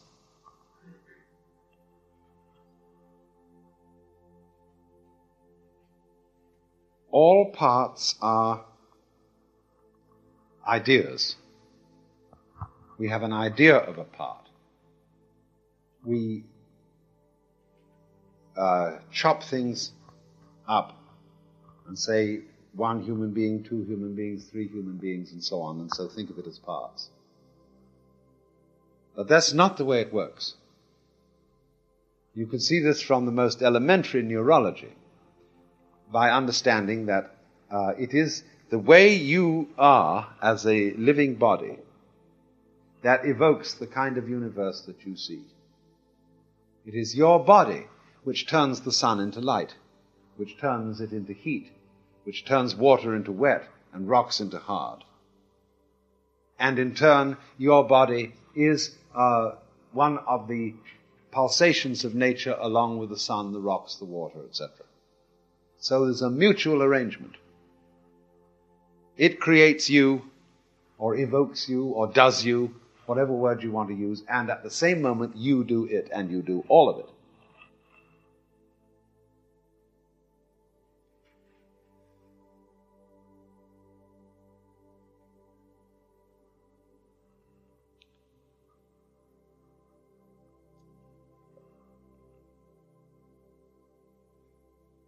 So this is why there was some kind of truth in astrology. I say this, but at the same time I certainly don't consult astrologers and plot my life by the crude calculations of horoscopy. But because if you do that, you get into endless tangles of self-deception, because it isn't accurate. But it has a principle in it. The astrologer was right. When he drew a map of your soul, he drew a crude map of the universe. He drew the universe as it was at the time and place of your birth. The universe as it was, as seen from the point of view where you were born. And that was your soul. So your soul, you see, is not in your body. Your body is in your soul, because your soul is the entire network of relationships in terms of which you live. Your soul is the whole universe. But each one of us, as it were, is a different point in it. But all these points in it are the center. We can go way beyond Ptolemy and Copernicus now. And if we think that space is curved, every point of space is the center of the universe, because any point on a ball is the center of the sphere, of the surface. See? You can turn any point of a ball, and wherever you look at it, it's the center, isn't it? See? So in the same way, take a crystal ball in your hand, a crystal mirror. What I mean is not a crystal mirror, I mean a spherical mirror. Look at it. And wherever you turn it, your face will be in the middle. So in exactly the same way, every place in the universe is the middle of the universe, from a standpoint of curved space. So we go back to an entirely new Ptolemaic view of the world, beyond Copernicus. Well, not that the earth is the earth is the center of the universe. But every other place is also the center of the universe. There is no absolute center. So this is an astronomical way of saying, in Sanskrit, tattvamasi, you're it.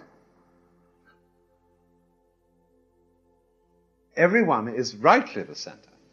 You may think, my mother used to say to me, you're not the only pebble on the beach. No, indeed. But in a way, everyone is the central pebble. And the feeling that you have of being the center, which turns out into selfishness and all this sort of conflict and scrapping, is nevertheless based on something true. What we do is we misinterpret it. We don't realize that everybody else is the center too. In that sense, you're not the only pebble on the beach. You're not the only center of the universe. And yet there is only one center. And that's why, who was it? I think it was St. Bonaventure who first thought up the description or the definition of God as that circle whose center is everywhere and whose circumference is nowhere.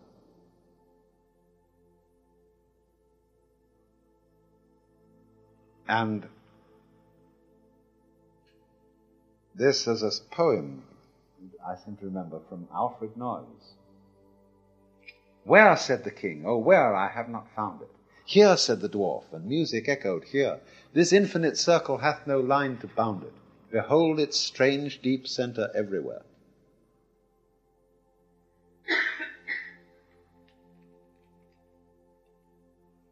So this, then, you see, what I'm playing with here, is what the Buddhists call the Jiji Muge.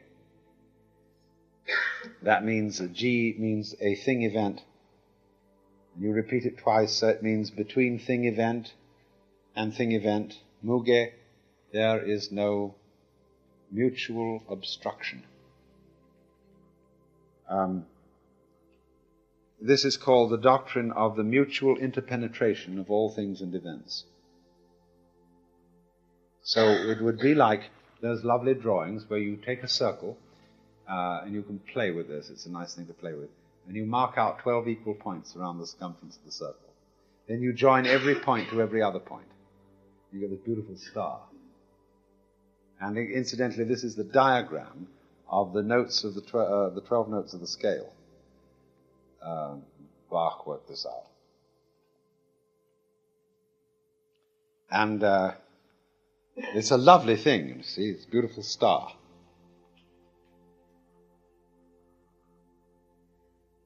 So this is the diagram of the way it all fits together.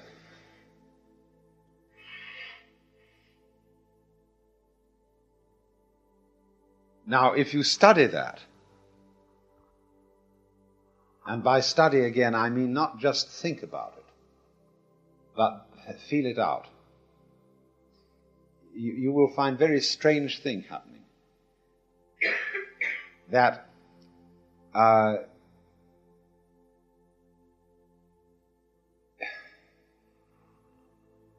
you will find that the present moment, with all its particularity in which you live and are functioning now, is exactly the same thing as anything you could possibly conceive of as eternity.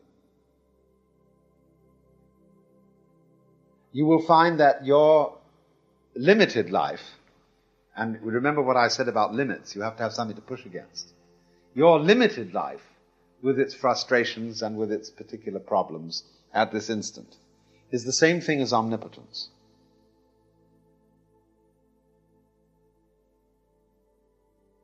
And that your situation in space, which is appears to be in Sausalito, California, sitting on a boat which has a rickety old thing.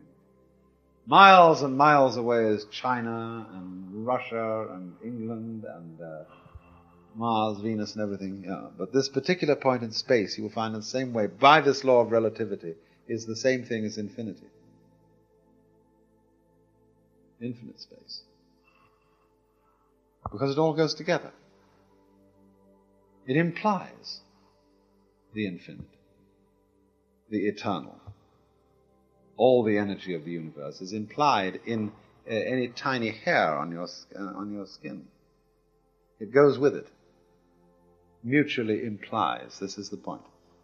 Just as the kind of cosmos and atmosphere in which we live, my existence implies that kind of an environment, so the environment implies me, mutually. And it all goes together. Now, the only reason for saying this, you see, it's really terribly obvious. But the only reason for saying it is that people don't know it. And think instead that they don't belong, that this... I'm just, because the parents put down the children and said, little children should be seen and not heard. You don't belong here. Like I read the other day in some paper, somebody was saying, some young person was addressing a girl and saying, he was trying to make love to her. He was trying to woo her. And she said, you won't be friends with me because you say I don't like your personality. But said, you don't have to have a personality. A personality is something you had to put on because your mother didn't love you. You had to make up to her. Really, you don't need a personality because you're the essential thing, you see. and a personality is just a way of performing to ingratiate yourself. Well, we all do it because we put on personalities when we act like clowns and entertain the audience. Put on masks, funny faces. But really and truly,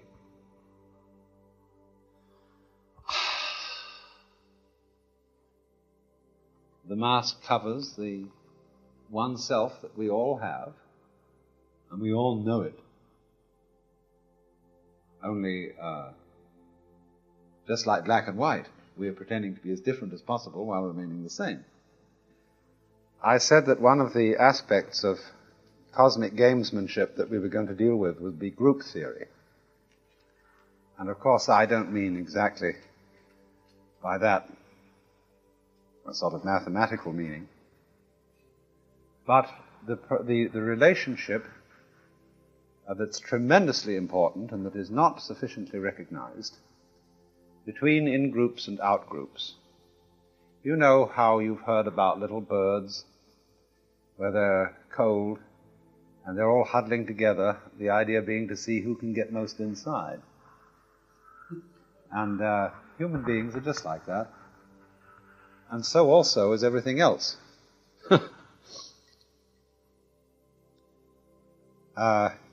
Because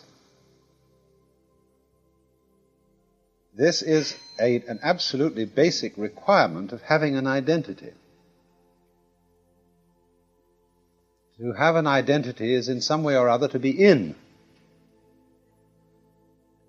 I often try the experiment in giving a lecture, drawing a circle on the blackboard and asking the assembled multitudes what I have drawn. And people will almost invariably say that I have drawn a circle, a ring, or a ball. Only very rarely does some bright person suggest that I have drawn a wall with a hole in it.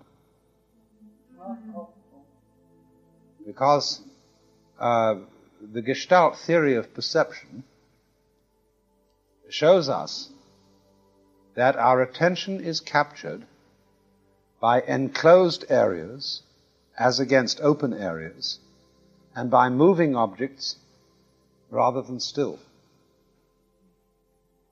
And so always, therefore, we tend to prefer the in situation. That is something, you see. The star is an in situation with respect to space. The space is the out situation.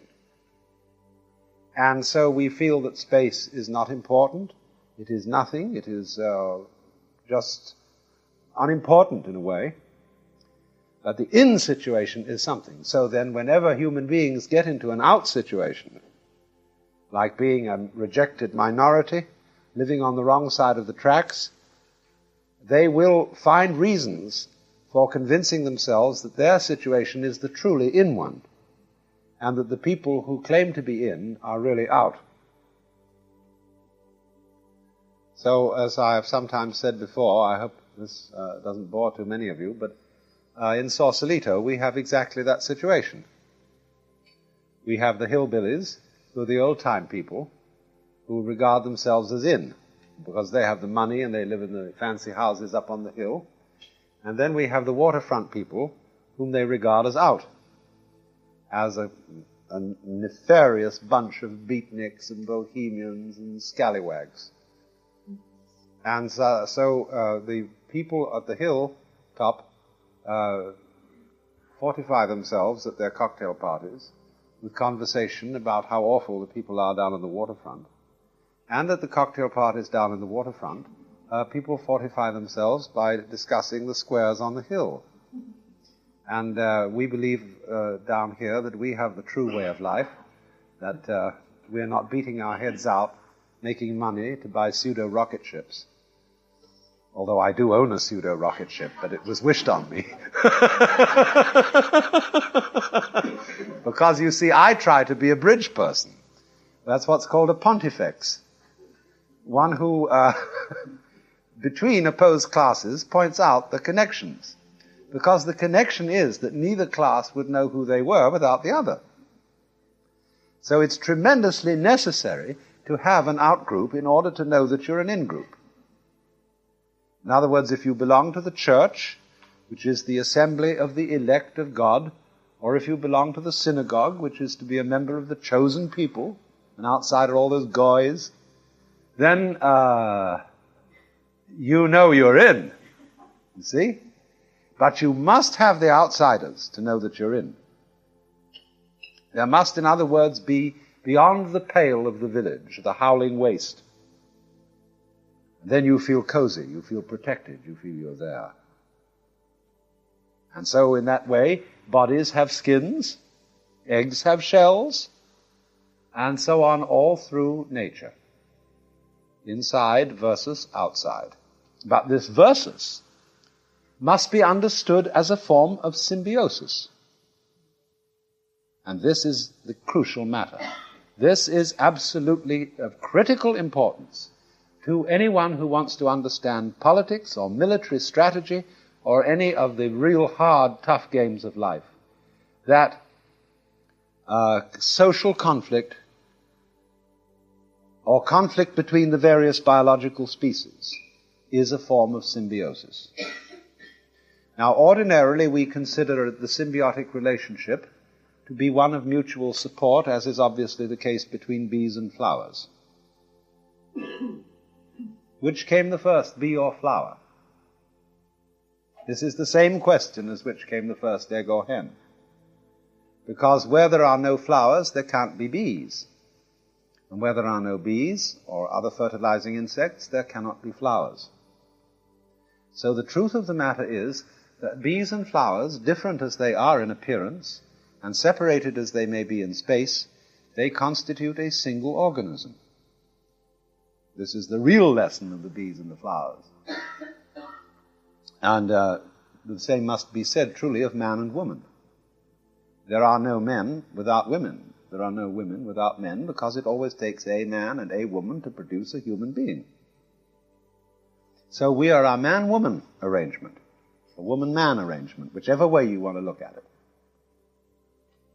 And so although, you see, therefore, we move and look as if we're individuals, and separate from each other, this is not the case at all.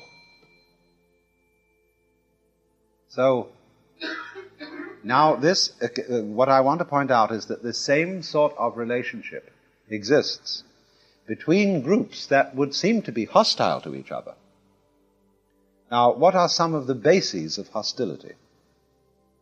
The real basis of hostility is that the biological order is a mutual eating society. It's a very curious game indeed. And if you are philosophically inclined, it is one which might bother your conscience. When you realize that you as an organism are a compound of murders,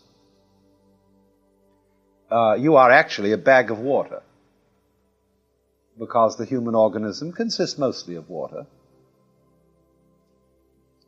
And this water is held together and prevented from slobbering all over the floor by a very complex arabesque of tubes and cells and films, the material of which was invariably belonging to some other being before you got it. You had to kill a chicken, a cow, or a cabbage, or an apple in order to get that tensile film of tube or whatever to hold the water in you and as you. And so we are, as human beings, a predatory creature. In fact, we are more predatory than anything else in nature. The sharks are supposed to be predatory, but they stay in the ocean. The piranha fish are supposed to be very predatory, but they stay in the Amazon. The eagles are predatory, but they stay in the air and on the land. Only man ranges the whole range of elements, earth, air, and water. and preys on things, and he eats like a swarm of locusts. Not only does he prey on the living beings, he preys on the minerals. And someone recently described our civilization as a lot of people sitting in the middle of a sewage dump shooting rockets at the moon. Because if you get Playboy magazine for September, and read about the use of water, or rather the misuse of water in our civilization, and it is absolutely horrifying. We've got to get that atomic power bringing us water from the ocean in nothing flat, or we're going to be very thirsty. And you can see how we use water in the most amazingly uneconomical ways. So we are a predatory monster eating up the planet. And I have seen, say, a sorrel plant in the country covered with greenfly. One day it is full of little green succulent bodies having a ball. A day or two later, stalk with grey dust all over it. See, they multiply to the point of eating up the plant, and so they turn into grey dust. Human beings could do just exactly the same thing. And the reason why human beings are in danger of this is that they have refused membership in a mutual eating society. They want to be top and only eater, and do not want to be eaten. So that instead nowadays of returning what you ate to the earth, we return our remains to the earth in an unassimilable form. Our remains include not only mummified, formaldehyded bodies, courtesy of the morticians, encased in concrete so that no worms even can get in, but also the fact that many things that we return to the earth are no longer in the organic cycle. For example, rust does not assimilate properly. All sorts of chemicals, all sorts of gases that we give off do not return into the organic cycle. And we are ruining, we are actually abolishing animals. Wild animals have less and less of a prospect of living. Wild birds are being greatly reduced in numbers. Whales are ceasing to exist because the whaling industry is getting rid of them. And what is more, some of the animals we farm, like chickens, are no longer chickens. They are strictly non-chickens which lay pseudo-eggs, because they are raised in enormous wire cell blocks and fed on chemicals, under the superstition that anything fed to a chicken will turn into chicken, and it won't. That is why you may have noticed that the chickens you buy don't taste like chickens could taste, especially those that have been allowed to run around in the sunlight and scratch. Those can become real chickens. Because you see, the necessary thing about any species that you live on is that you must love it. I love you so much I could eat you. Or, I eat you so much I could love you. But where you get things raised without love, you cannot love a whole cell block of chickens. You cannot love wheat when it is grown in vast wastelands or out of any trees, and it is sheared off the earth and then winnowed and reduced to pancake makeup, and then chemicals are added to it, and it is converted into this styrofoam material called bread. Like one converts milk into casein, so one converts wheat or rye into a plastic material, which is a kind of universal solvent, which is nothing at all and tastes of nothing at all. In fact, when you feed babies that kind of nasty white pablum, and you feed it and they always spit it back into the spoon? Well, our white bread reduces itself to that instantly on the contact with liquid and becomes a miserable paste. It's not bread at all. So, if you are unwilling, you see, to join the mutual eating society, and you want to conquer everything and not be eaten by anything, the penalty you pay for this is the annihilation of your species. And you eventually annihilate through eating things that taste like chalk and string. That's what it will come to. Because you don't love what you eat. You have no respect for the raw materials. So, what we haven't understood then is that all groups need an enemy group. But that the enemy group which preys upon it is actually a kind of friend. Because the enemy group prunes your own group.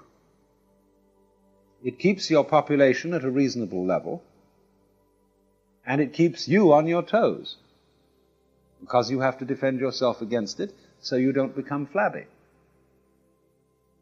But you see, we have lost the meaning of chivalry in all war situations and all conflict situations. Chivalry is indicated, for example, still in such customs as that the partners to a fight salute each other before beginning to fight and salute each other again at the end. You shake hands before boxing. You do these various things. You bow before a judo contest, and so on. And that means that you recognize the opponent as an honorable opponent, as somebody with whom a fight is a really important matter. And that is really one of the most essential laws of survival. To recognize that enemies, unless they are predatory locusts, who have no respect, who do not, in other words, farm the species that they prey upon. That's the essence of the thing. You must cherish the species you prey upon. You must see, like, for example, in lumbering, you must re-sow. You must plant a tree for every tree you take. That is cherishing the species. And if you farm cows, you don't treat your cows, you often treat them better than you would your servants, because the servants can go hang, but the cows are valuable, and so you nurture them because they're going to sell as beef and they're going to provide milk or whatever it is. So the perception of the fact that it is absolutely necessary to have an out-group for your having an in-group, and that you cannot do without it, is the beginning of sociability. And so what you get then in that case is a situation of contained conflict. A conflict gets out of hand when an in-group does not realize that it needs the out-group. Then it says, let's get rid of the out-group. Get the dirty communists off the face of the earth. But do you realize what a fix we'd be in without communists? The whole economy would fall apart, because there would be no external threat. And the communists are in exactly the same situation. Their kind of politics would fall apart unless there were some wretched capitalistic imperialists with whom they could contrast themselves and against whom they could organize their energies. Because it is a curious thing that it's very difficult to get human beings to organize their energies for something pleasant. It's only under fear, under external threat to their life, that human beings will really get busy and cooperate. So, the solidarity of any group of human beings depends to an enormous extent on an external menace. And therefore that menace is friendly to the solidarity and the cooperative enterprise of the group. And this will be true of big groups as well as of small groups. Even people who say in matters of religion, that religious exclusivism is bad, that bigotry is terrible, those same people are actually playing a game called, I'm more tolerant than you, and so constitute an in-group of the tolerant, opposed to the out-group of the bigots.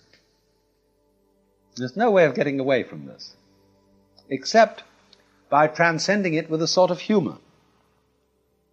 when you see that the two groups need each other, you start laughing. When, for example, if I have people who argue with me with contrary opinions and who belong to different religions, I can't get mad about it because I realize that I wouldn't know what I thought unless somebody disagreed with me. And therefore, your disagreement is necessary to the preservation of my opinions. And this is the secret of humor. So,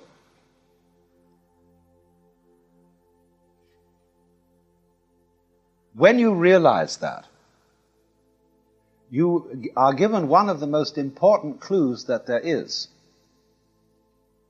to the nature of yourself. Now you see, we are all brought up in a huge historical, cultural, linguistic background which has a very powerful influence upon the way in which we experience self. And we experience self as an enclosed island confronted by an enormous outgroup called the universe. Within me, within my body, is a palpitating, soft, sensitive reality. There is the self. But outside, I don't feel. When I hit you, you suffer, but I don't. The outside is therefore somehow alien. And it has been drilled into us, therefore, that the world as a physical entity or process is an organization that goes on and on and on, probably through all eternity, but that the individual is in it as a brief occurrence, and is furthermore, as man, a tiny little germ living on an obscure rock, revolving around an unimportant star on the fringe of one of the minor galaxies. And that the other galaxies are much bigger, and that there are more of them than you can think of. And so this puts us in this extremely remote position, as if to say, you don't really belong at all.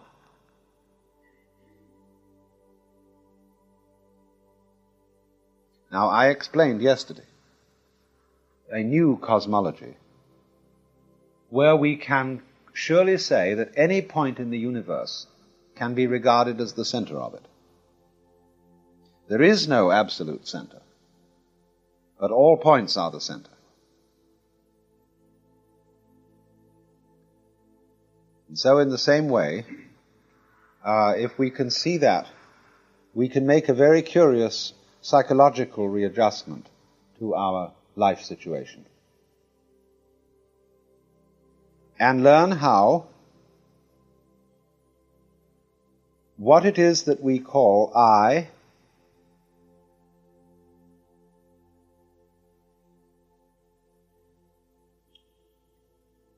is not a poor little puppet.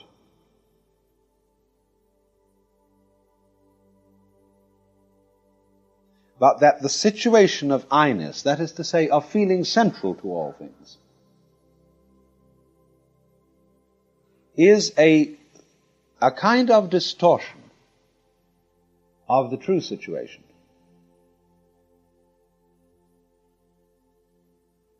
Which is that I-ness and being, I-ness and existence are the same thing. Only,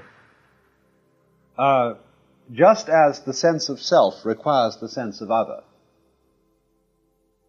the sense of being here requires also the interval of apparent nothingness, which we call death.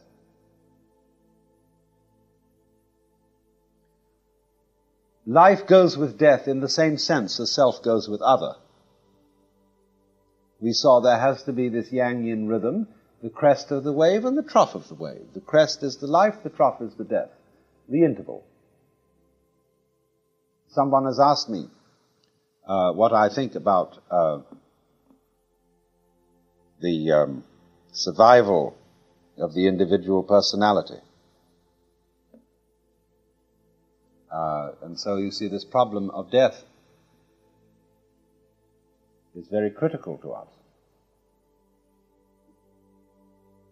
But you have to understand it and approach it by seeing that the real you is not the individual. If, for example, we draw a circle,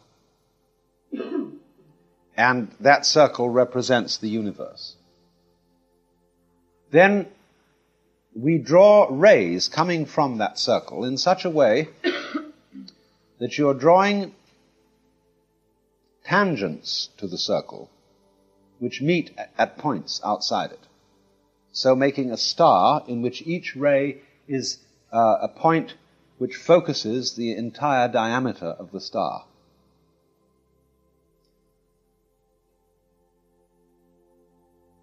Now turn it inside out, so that the rays go inwards into the circle. So that inside the circle, the whole circle focuses itself at innumerable points within it. And then you have something like what we are. I said, using the astrological illustration, that the soul is not in the body, but the body is in the soul. The soul is the whole universe, focused at a particular time and a particular place, a here and now. And that is what you really are. In other words, those galaxies that are immensely far off and which you think would have nothing to do with you at all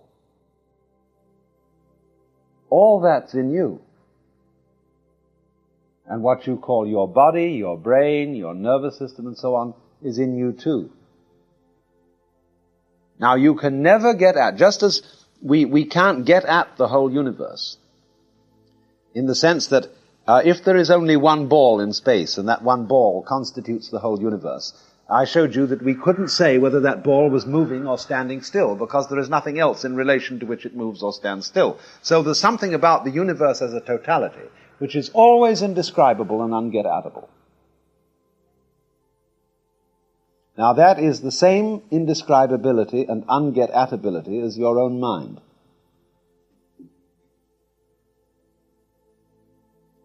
There is no way, in other words, just as we cannot find a name for the color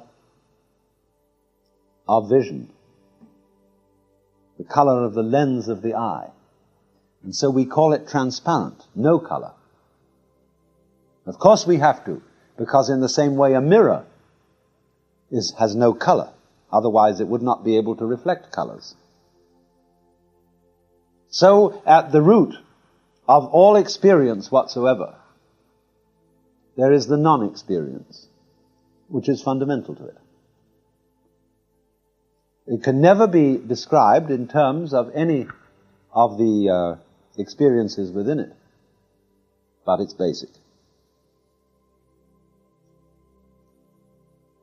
And it lies between light and darkness, coming and going, life and death. But there is no way of your, as it were, possessing it. And you have to realize that there is no way of your possessing it for the very simple reason that it is you.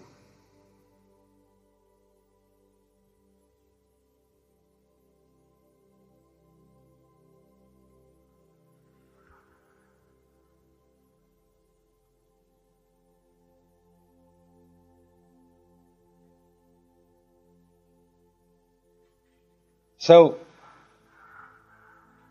because of the invisible and intangible nature of this reality, one tends to forget all about it.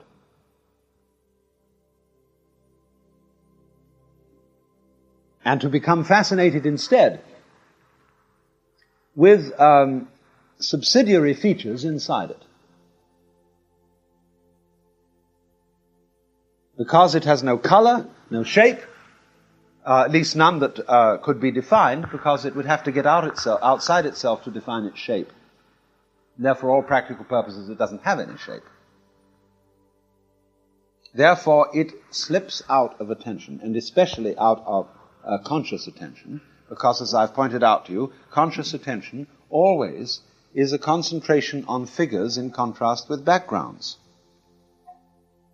And so, naturally, the total background of everything that's going on, this is again what Tillich means by the ground of being, escapes attention. It is the very first thing we fail to notice. And so in this way we become absolutely fascinated with all the things going on inside it. And we start identifying with them and taking sides, as if, for example, again, when you read the newspaper and you read out about all the terrible things going on, you find you get worked up. You get mad about this, that, and the other. And before you know where you are, you're completely absorbed. It's just in the same way as going to a play or in the cinema. You get infuriated, you get excited, you get so on. You've identified, you see, with the contests going on. If you could look at your blood with a microscope and see all the different kinds of creatures in your blood eating each other up, you would think that you were in grave mortal danger if that side is going to win. Wowee, look at that poor thing, and that's part of me.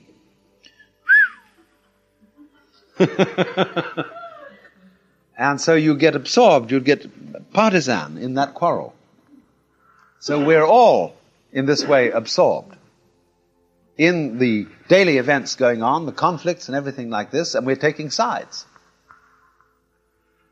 Not realizing, you see, that you can't actually take sides, because you need both sides.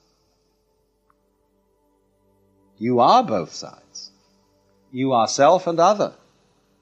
You are inside and outside. How can you take the side of the outside against the inside? Because if you won, you wouldn't be outside.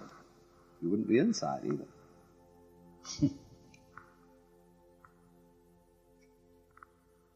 So then, the project of ways of liberation like Hinduism and Buddhism and Taoism is to restore to the fascinated individual an awareness of his eternity and his infinity.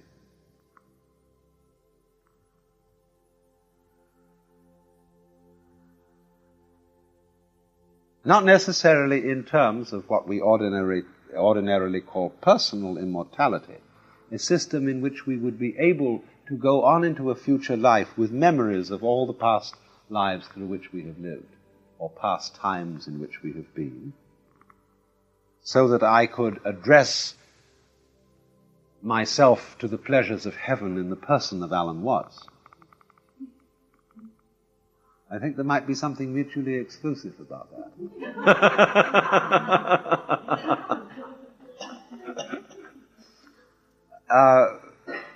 But in another way, a much more interesting way, because you well know, if you think it through, that if you remembered forever and ever, and had a kind of continuous, accumulative experience, that after a while you would want to forget things that had happened. You see, forgetting is as important to remembering as elimination is to assimilation. Just as you don't simply eat food, but you let out the excrement, So in the same way, in ones that we were discussing this morning, because somebody brought it up, an analogy between the mind and the digestive system. So forgetting is tremendously important to one's mental functioning. That's why we sleep. That's why we have these intervals of unconsciousness. And unconsciousness renews things. You remember, don't you, your childhood, when the world was new to you, and how extraordinary it was, and how very beautiful. Well, if you want to go on being an adult for always and always and always, you can never have that experience again. Because you've got to die first.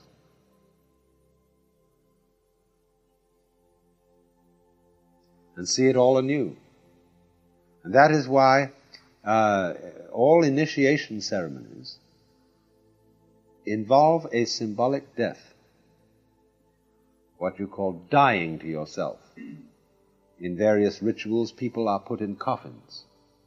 And all books of the dead, like the Tibetan Book of the Dead and the Egyptian Book of the Dead, actually are coded references to initiation rites and initiation processes, whereby you die to come alive. And that is, for this reason, thinking about death is extremely productive. You know it's so difficult to think about death, isn't it? Imagine what it would be like for consciousness to cease and never occur again. To go to sleep and never wake up. This is a consideration which teases you out of thought. What would it be like to start out of nothing at all, as it seems that you did when you were born? That equally teases you out of thought. What is outside space? You see, all these questions, which are beloved of children, bring you to a point where you have to stop thinking. You can't possibly imagine it. And that is a creative moment when thought is nonplussed. Because what you have got to at that point is yourself. Just in the same way as you cannot conceive yourself in its vastest sense, in the sense of being one with the universe, so you cannot conceive these particular questions that I have raised. And you will find, if you think long enough about death, about the possibility of your total disappearance, and which will, so far as you're concerned, be the total disappearance of everything else. There's a clue in that, you see, as to who you are. If you think long enough about that, there will occur a curious flip. Yang leads to yin. You will realize that the infinite nothingness into which you will disappear when you die was the same infinite nothingness out of which you came when you were born. Do you remember not existing for millions and millions of years before you were born? You see how it flips? And so you will see the rhythm of this. That you know, of course, from objective observation, that after you are dead, there will be babies born. Baby humans, baby snakes, baby beetles, baby spiders, baby fish, billions of babies. You've watched people die, and you've watched babies born later. So then, you will be every one of those babies. Only, one of the interesting properties of being a baby individual is that you can only experience yourself one at a time. That's the game. There would be no point in experiencing yourself as many eyes simultaneously, because the nearest thing to that would, of course, have being the self of all the cells in your body, which are coagulated into one individual. But you are all of those ones that are born. But each one, of course, experiences itself in the singular. So you can expect very well after you're dead to have the same experience in general as you had when you were born. Now, it may be that you are born again as a human being, or you may be reborn as a fish. But if you are a fish, you will be in a situation where you feel that you're a human being and that people are fish. I mean, they're something else. They're another species. You are the center species, which is the human situation. So it will be like it is now. It keeps repeating itself, only it does it with variations on a theme. That's the reason for the many different species, many different kinds of consciousness. So you do not need, if you understand the sense of this, you do not need to believe in any secret supernatural information which I might have access to and you don't. It is perfectly obvious what's going on. You would say, but there is no connection between me and somebody else living later. My dear friends, there is no connection between the molecules composing your hands. There are no strings joining them together. There is nothing but space between them. There is, as I talk, no connection between the sounds I'm uttering because they are vibrations. And if you magnified the sounds I'm saying, that means you would have to slow them down on a recording system. You would eventually get something that would go,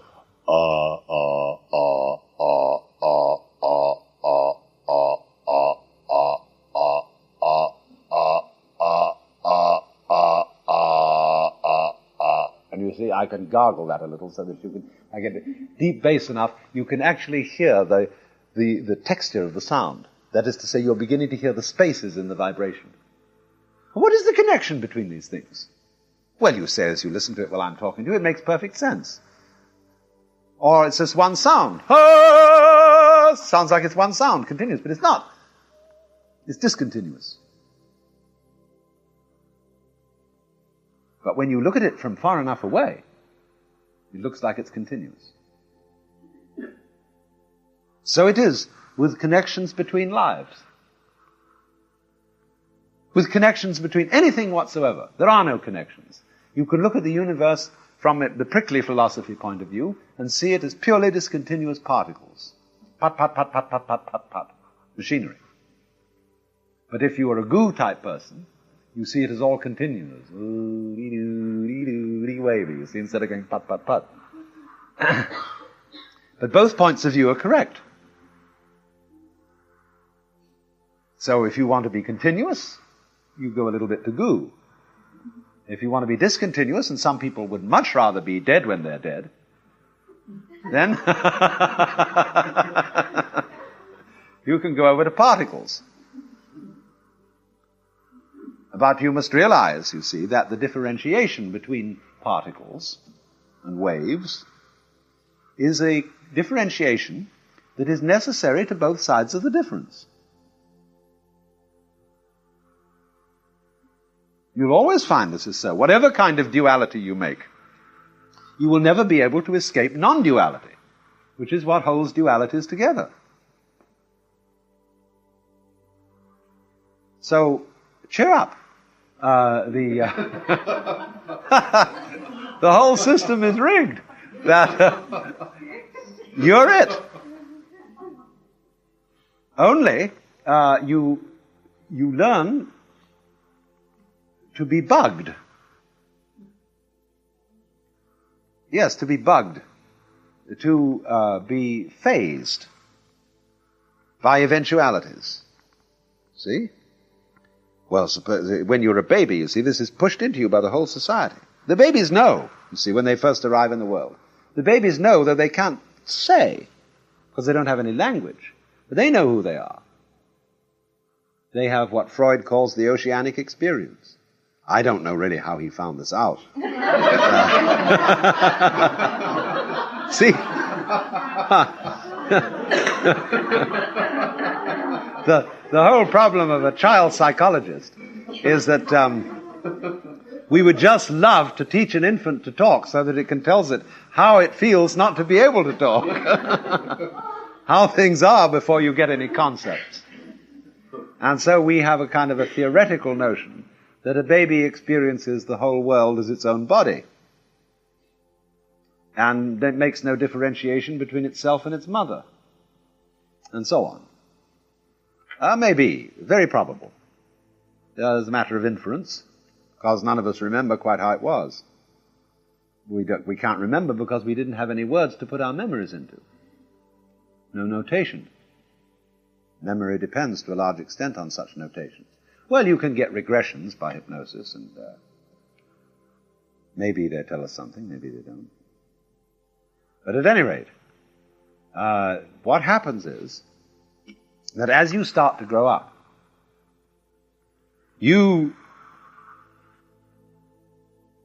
let me put it like this. I think I can get this across. To a baby, nothing has any special value. Life is just a thing that goes...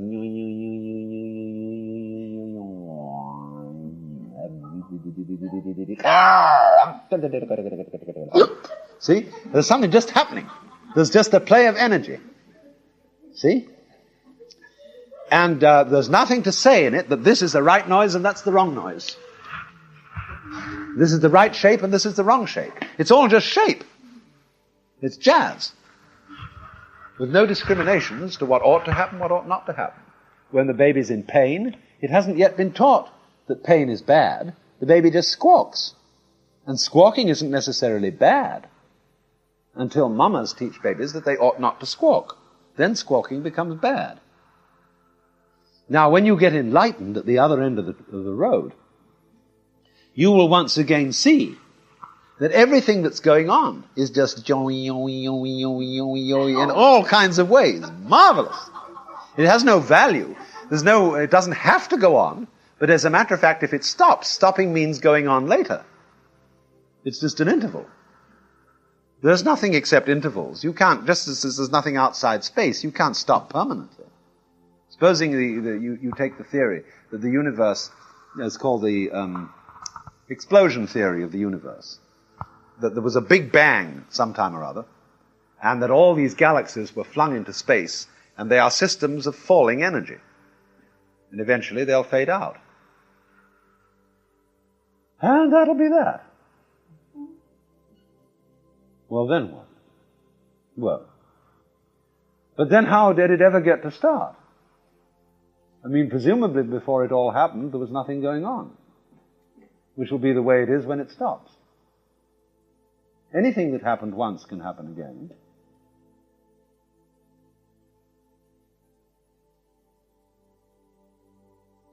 So, I mean, you may say, I can't prove that. You may say, that is my metaphysical leap of faith, that anything that happened once can happen again. But I would like to be able to bet on it if I could find some way of collecting the winnings. Of course, if I lose, I'll never know I lost. But I think this is the way it works, because everything works that way. Only the thing is that don't worry about not retaining your personal identity, because you would get absolutely bored with it if you could. Enough of it would kill you, and indeed does.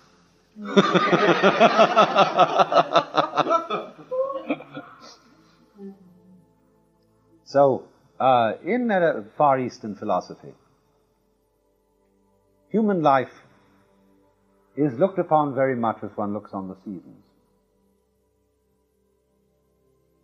And spring, summer, autumn, winter.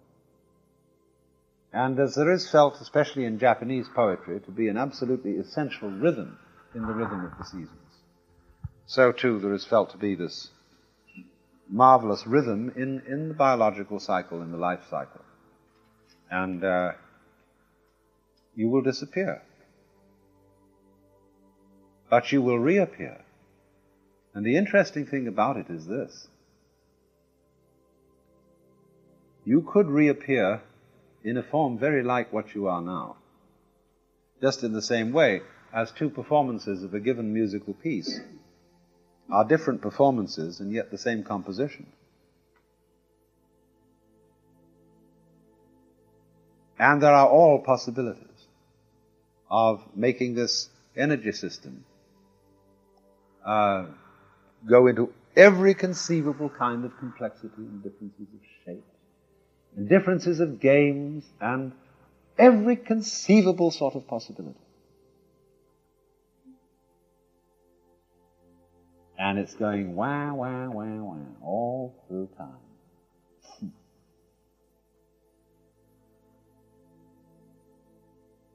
Now, the moment you see, this is an essential step, you might call it, in the meditation process, is to see this. Is to see everything as nonsense, as completely meaningless. The being just what it is. This is what Buddhists call seeing things as of one suchness. The word suchness in Sanskrit is tatata, and that means da-da-da. See? Da-da-da, da-da-da, da-da-da, da-da-da, da-da-da, da-da-da, da-da-da, like this. When you get to seeing everything like that, but nothing matters. It doesn't matter if you die this instant, because that will be one kind of a jazz. If you go on living a long time, that'll be more kind of jazz. If this happens, if that happens, it's all just a kind of jazz, you see. You get to being able to see that. And simultaneously with seeing that, it becomes perfectly obvious that you sitting here are a continuous life with everything else all around you. One life. But that the jazz, which is called feeling that I am myself, is a way of going booey, booey, booey, booey, this way. And then feeling there's something other is a thing that goes to rapata, rapata, rapata, rapata, like that, you see.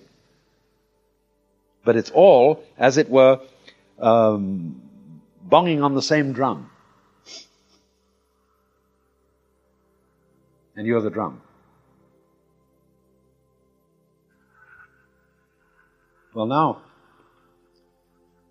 following on from our discussion yesterday afternoon about relativity and about the mutual interpenetration of every individual thing or event in the universe with every other one, and having previously discussed in the morning the yang-yin principle, the interrelation of the opposites, we are in a position to take a look at the meaning of this extraordinary classic of China, the Book of Changes, called the Yi Jing, not the Wai Ching. I'm afraid that the way that we Romanize Chinese words bears very little resemblance to the way they're pronounced.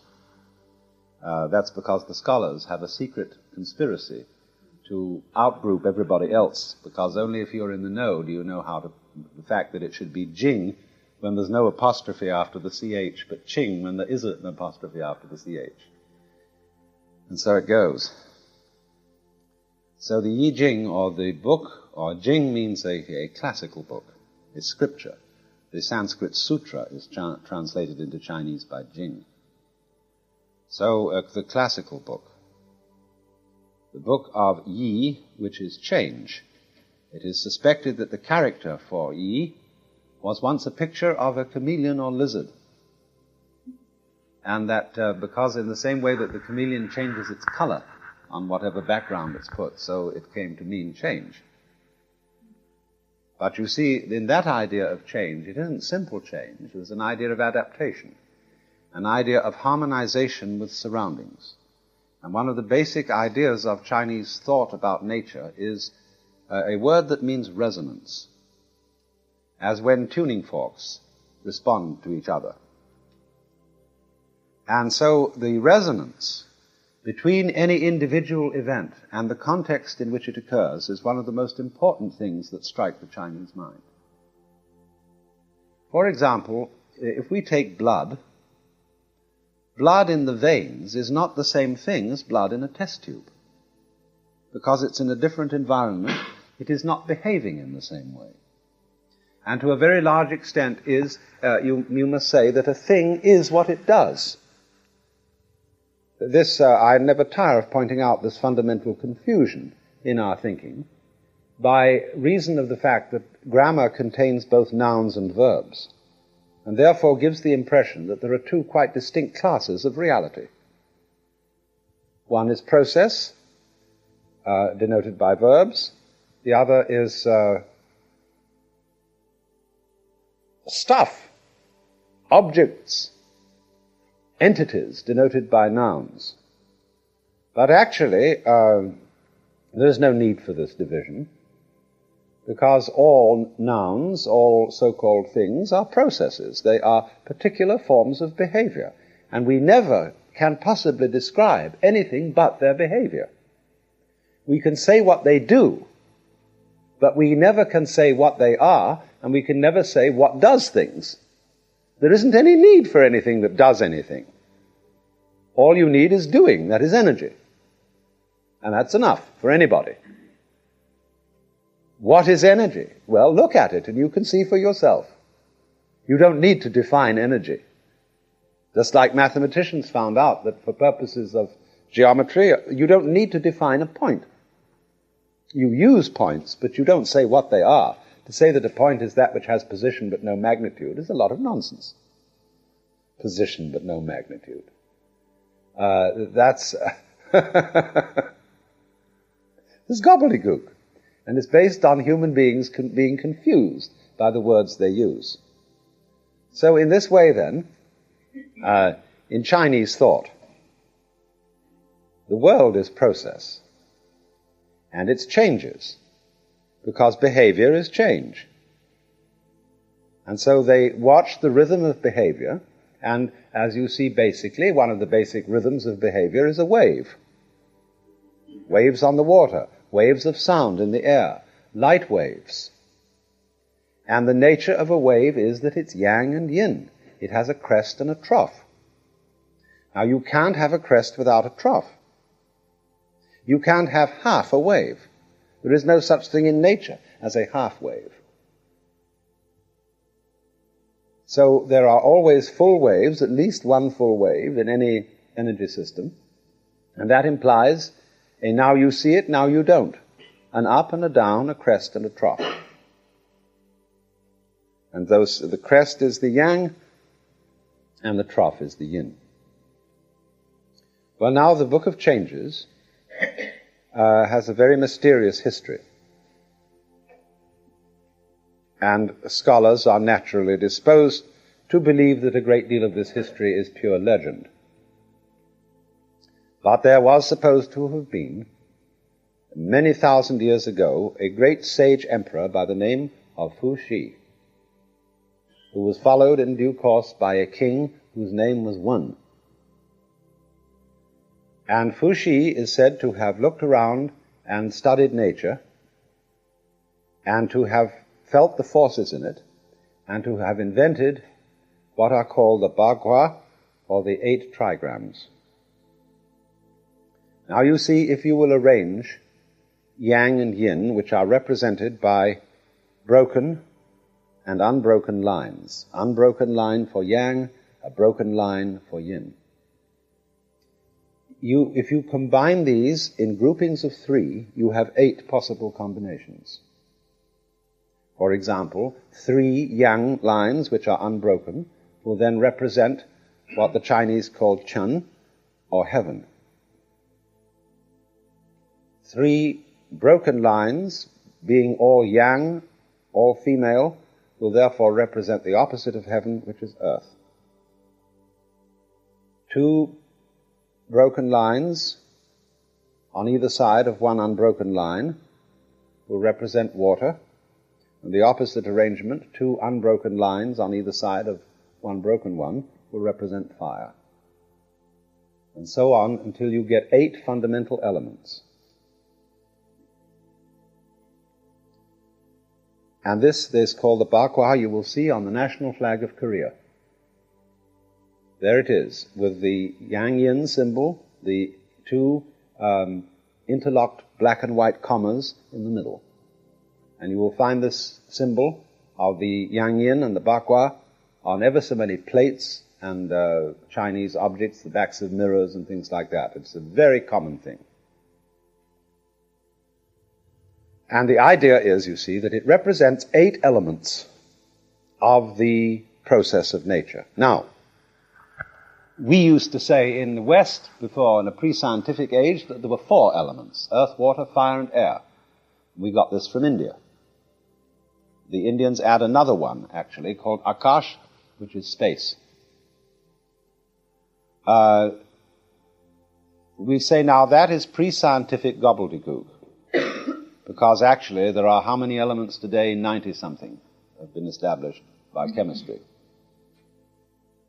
But it's the same sort of thing as saying there are 3 primary colors, so many colors in the spectrum, so many notes in the scale. It is simply that in order to describe nature, you have to divide it up some way.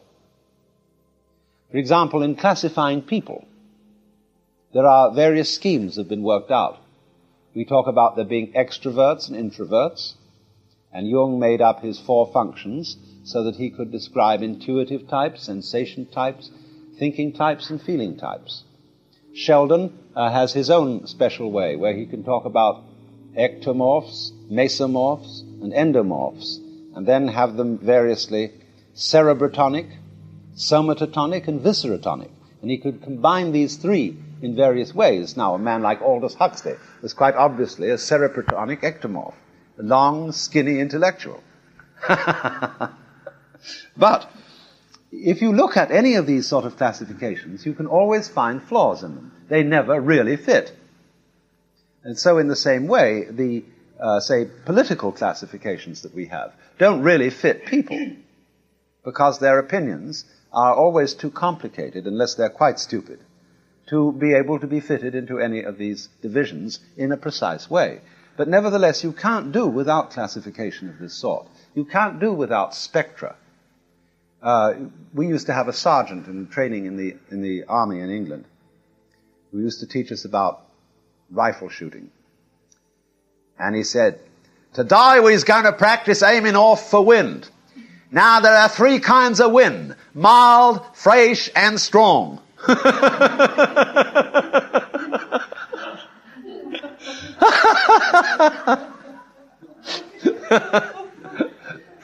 And 3 kinds of wind, and there you are, stuck with it. You see, because as always, you can always think of this extreme, that extreme, and something in the middle. See?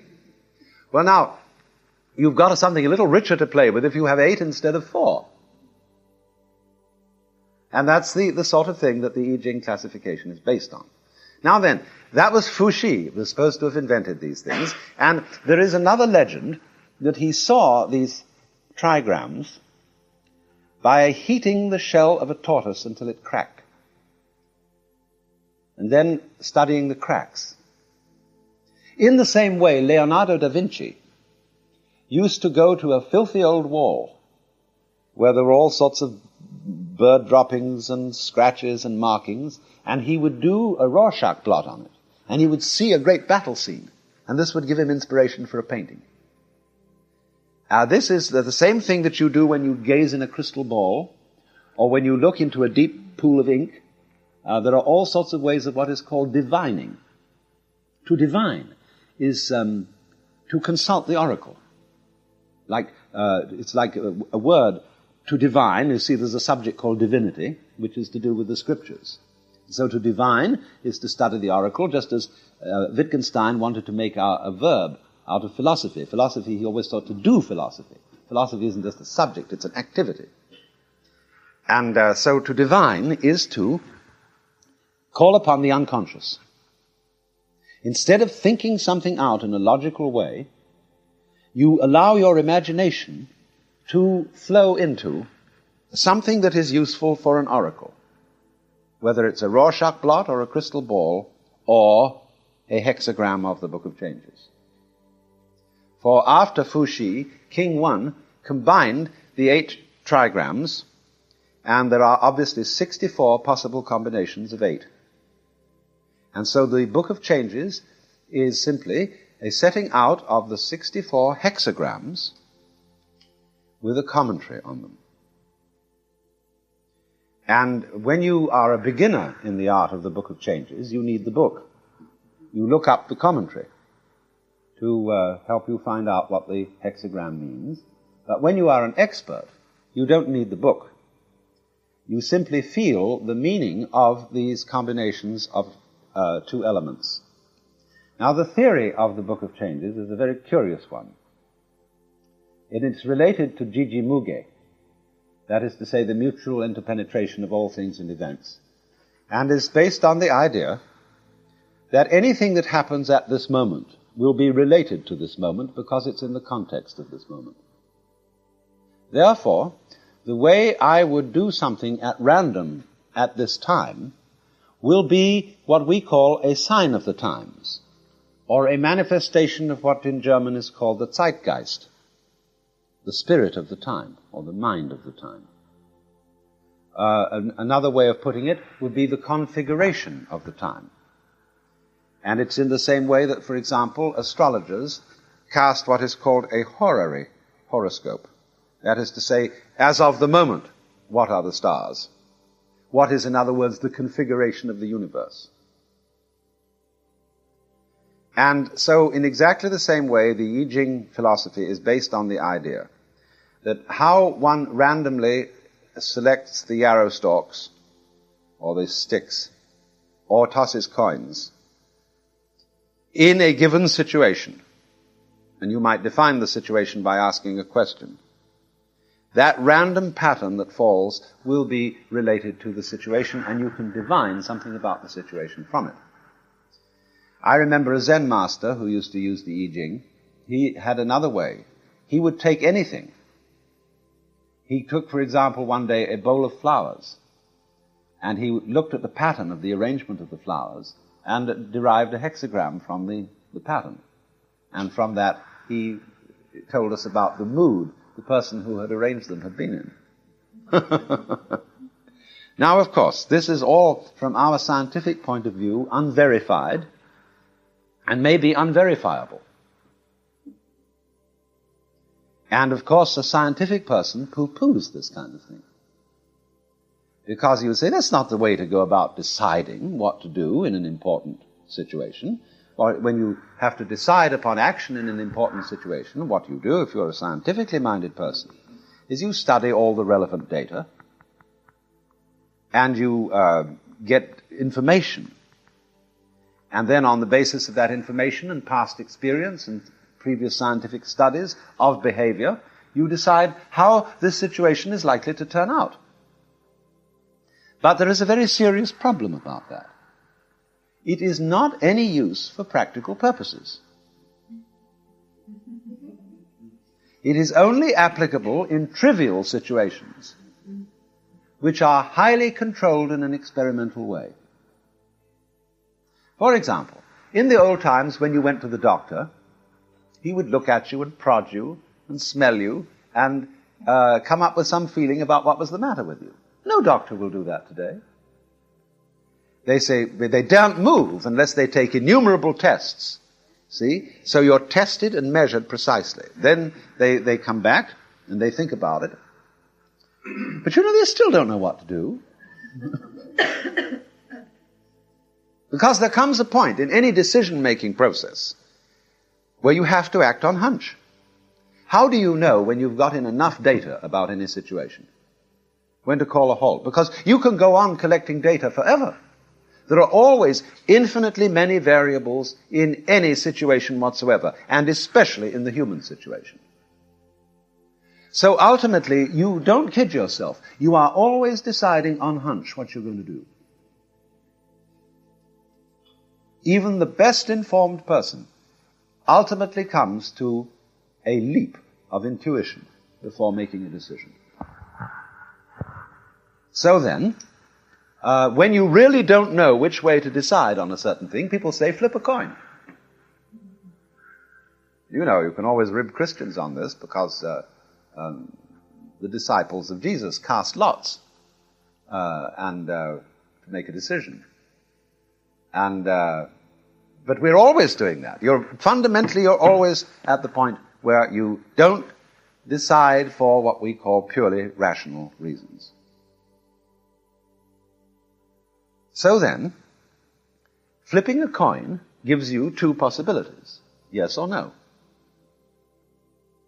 Now, let's suppose you had an 8-sided coin. The 6-sided dice is a little bit richer. Instead of giving you only two possibilities, here you've got a possibility of variation. Now let's consider a 64-sided coin. That's what you've got here. Now, again, when you get the oracle in the I Ching, it is never terribly specific. Although sometimes, in your given situation, it seems to be absolutely specific when you consult it. But on the other hand, you use it like theologians use the Bible. That is to say, they read into it anything they want to find. Only, you mustn't do this deliberately. You have to let your own unconscious processes read the oracle for you and decide what it means. In other words, you use the oracle like a Rorschach blot. And the wisdom of that is this, that your brain, if it is your brain, and nobody really knows, you see, just to put something in parentheses, is the brain the mind?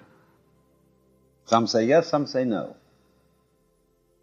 One would think that the structure of the brain has something to do with the structure of thought.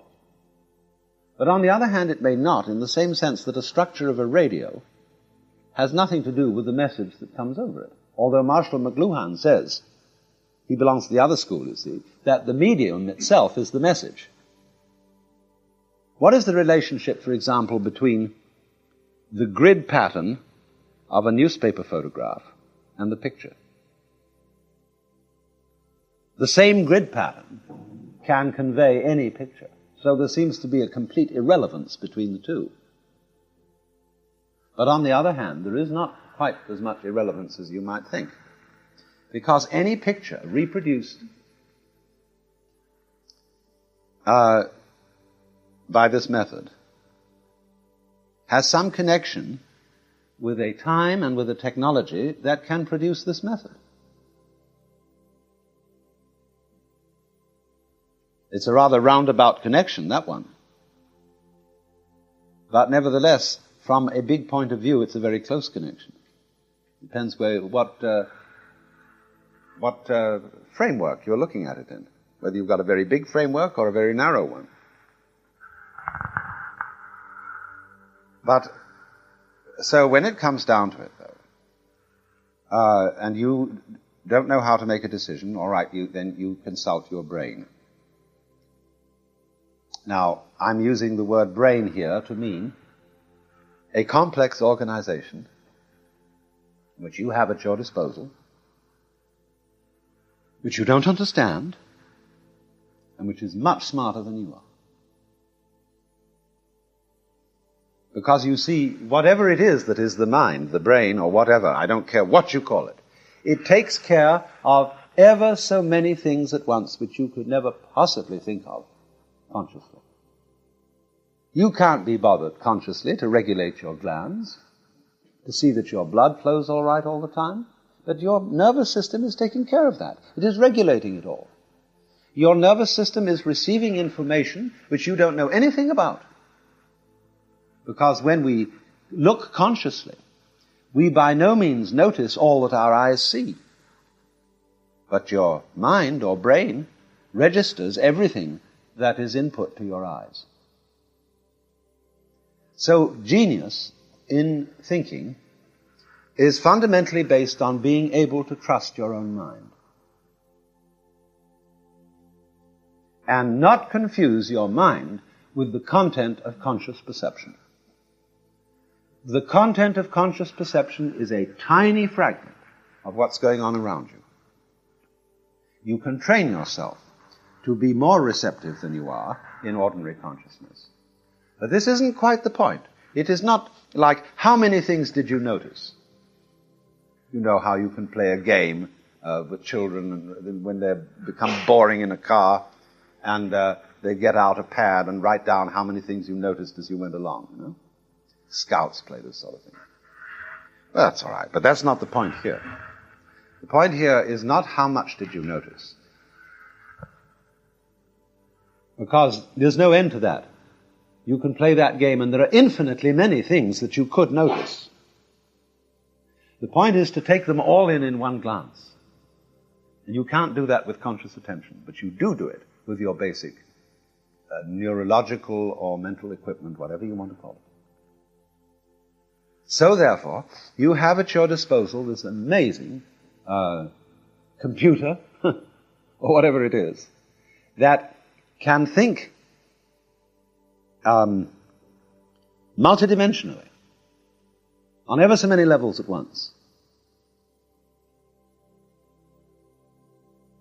Now, thousands of years ago,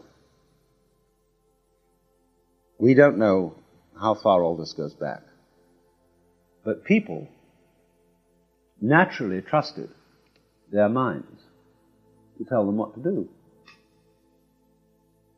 They didn't make decisions. They did what they felt like. Or, as we should call it, they followed instinct, as animals do. Then they discovered how to figure through language and through numbers. They found that figuring could be very effective. And they started using it and relying on it more and more and more. And as a result of this, developed anxiety. Because when you don't figure and you live purely spontaneously, you never worry. If this decision is disastrous, it's disastrous, and death will hit you in a hurry and you'll never know what hit you. You don't spend all your time worrying about, did you make up your mind in the right way?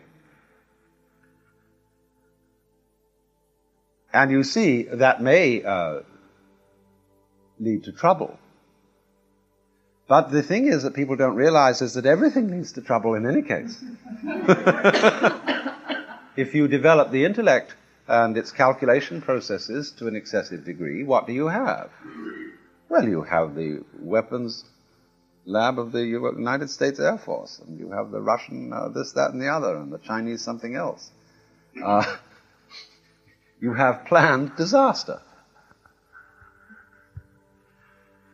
If you leave it alone, which is what the Taoists mean, partly by wu wei or non-interference, there will still be troubles in the world, but you won't have to worry about them. And you will float along, and you will feel very free. And the question is to try and con modern people into living that way. Now, I'm putting this, you mustn't take me too literally. Because for a really well-developed human being, he isn't one who simply abandons thinking and planning. Because after all, that is some faculty that we have, in just the same way that a bird has a beak. And you don't want to, as it were, amputate your faculties. The point is rather something like this. We have to recognize the hierarchical situation of our faculties. That the thinking faculty is the servant of the larger mind, which doesn't need to think. Just as God, if I may use that expression again, if you asked him, how high is Mont Blanc in millimeters? He would say, well, I really don't know. I'll have to measure it.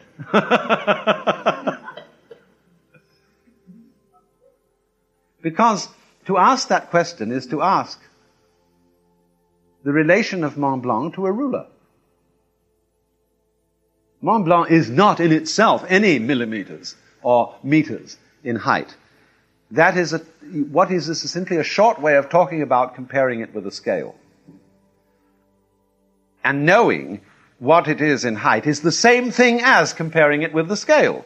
So the Lord would have to say, I must get out my ruler.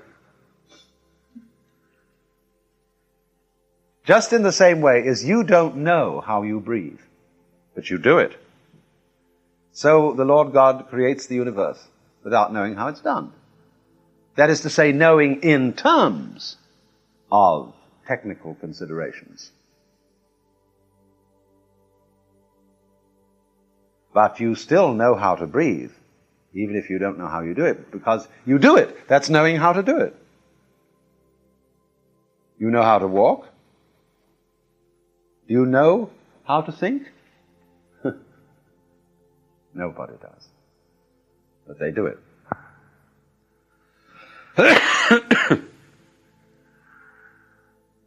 So then, this unknown process produces the knowing process. But the knowing process is subordinate to it. And therefore you have to learn how to include thinking in spontaneity. But it's subordinate to spontaneity. That's when I wrote that thing in the bulletin about Suzuki and ended with a quotation in which he described his own life as a thinker, because he was an intellectual, he was a scholar. But he did scholarship in the spirit of spontaneity. He used thinking. He was not used by thinking. And when I say he here, I'm referring to the mind beyond consciousness. Now, the mind beyond consciousness, we discussed a little bit of this yesterday, that we call the self, with a capital S, as distinct from the ego. And I pointed out why the horoscope was traditionally considered to be the map of the soul, and that the body is in the soul, not the soul in the body. So the mind that I'm talking about is not merely your nervous system. If we will talk about it now in physical terms, it is not merely the nervous system, but it is the entire physical environment in which your nervous system exists and all the relationships operating within it. That's your mind. In other words, the kind of mind you have at this moment is impossible without your living in this kind of a society. Your mind includes the telephone book, the Encyclopedia Britannica, the University of California, and everything else going on, say, in the intellectual world. Every one of us exists mentally in relation to the total intellectual process going on in this day and age in society. You draw on it, it infiltrates you, it provides you with language. You didn't invent the English language. It was given to you as a result of a social enterprise going on for thousands of years. So in this sense, when you consult your mind, you are consulting the entire organization of the universe as it is more immediately reflected in the structure of your nervous system and everything that your nervous system is doing, all the kinds of messages that are running through it. It is these messages that constitute the mind. And so, this is what Buckminster Fuller means when he talks about synergy. S-Y-N-E-R-G-Y. Means from the Greek, synergos, working together, and he believes that any organization has more intelligence than any one of its members. And he therefore goes on to believe that the industrial complex of communication systems covering the face of the earth is developing its own intelligence. And it will be much more intelligent than any one of us. And this may perhaps save the situation. We don't know. I mean, one illustration of this is that I'm very familiar with is air transportation. Now, every country in the world has invested a fortune in jet aircraft. And by Jove, these things have to run, otherwise they fall apart. So they must run on time. And this network of air communications is joining every city in the world together, so that by 1968, according to Buckminster Fuller, we have a one-town world. Figure it. If it takes you an hour to get from here to New York in a supersonic craft, New York is only as far away as Palo Alto. Well, that's practically in the same community. And this is going to include Tokyo and Moscow and Paris and so on, and they're all going to become the same place. They'll speak increasingly the same language, share the same culture, eat the same food. You can fly in San Francisco bread to Paris, which is being done, because some of the bread made here is better than the bread made in Paris. You know, it can go the other way too. And we're going to share a common urban culture. And this is the work of synergy. Also, the aircraft people get increasingly bored at passport and customs regulations because they hold up traffic. Well, now, then,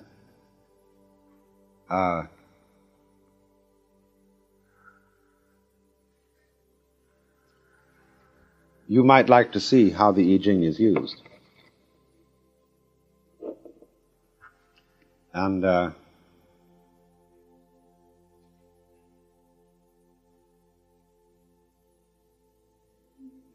have here, mainly for symbolic reasons, 3 ancient Chinese coins. You will see that they have a square hole in the middle, and that on one side they're inscribed and on the other side they're not. And the inscribed side is counted as the yin face, and the uninscribed side is counted as the yang. And when you use the Book of Changes, you usually face it with a question. And it seems to me that a good question that it might be faced with is, what should the people of the United States do about China?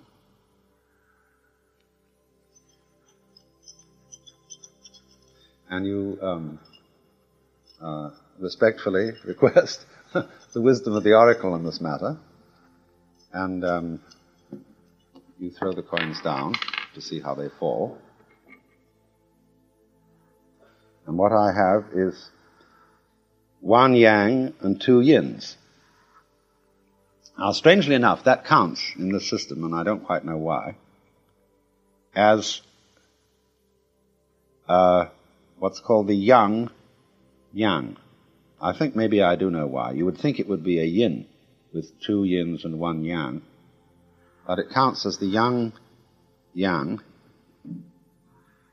and that's the bottom line of the hexagram. And by being a yang yang, it means it's a fixed line. It doesn't change.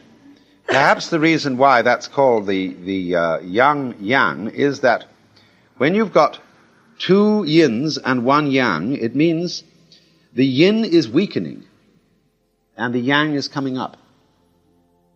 Because when you reach a point at which the yin force comes to a maximum, there is in it the seed of the yang force, and vice versa.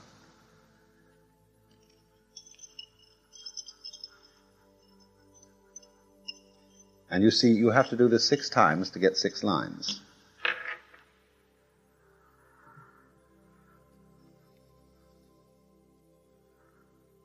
And so this time we have 2 yangs and 1 yin, which gives us the yang yin.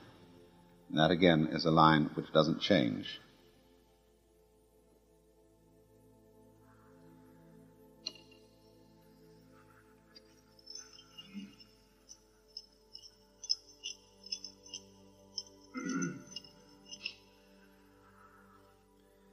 And we get 2 yins and 1 yang, which gives us another yang yang, and has made the hexagram of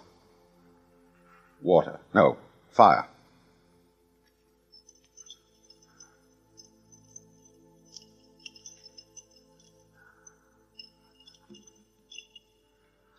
And this time we get 3 yin, which gives us a changing yin line, which is written like this.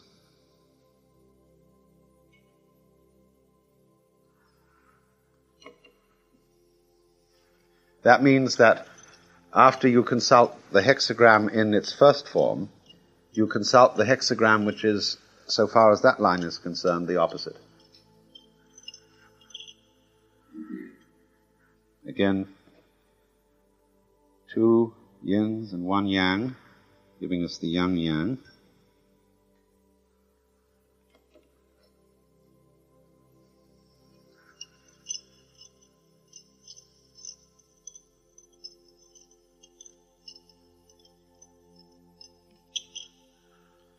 And we get here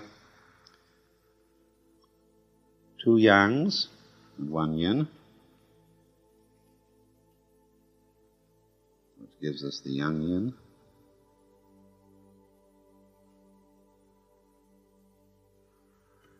And so we get fire over water.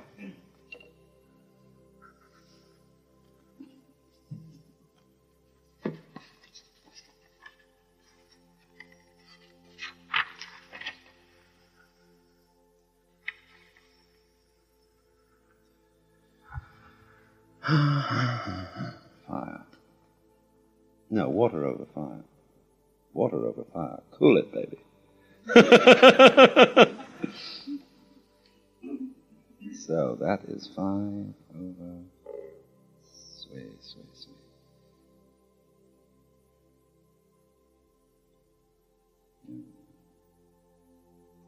Mm. 63.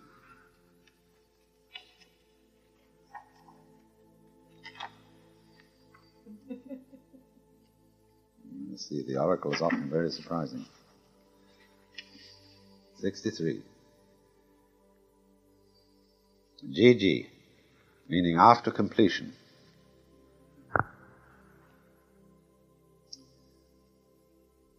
This hexagram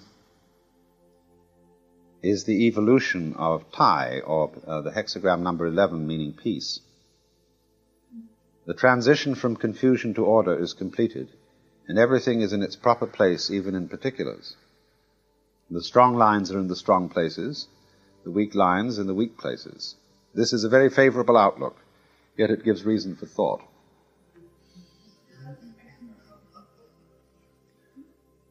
For it is just when perfect equilibrium has been reached that any movement may cause order to revert to disorder. The one strong line that has moved to the top, thus effecting complete order in details, is followed by the other lines, each moving according to its nature. And thus suddenly there arises again the hexagram P, number 12, which is standstill. Let's see, we're going to move to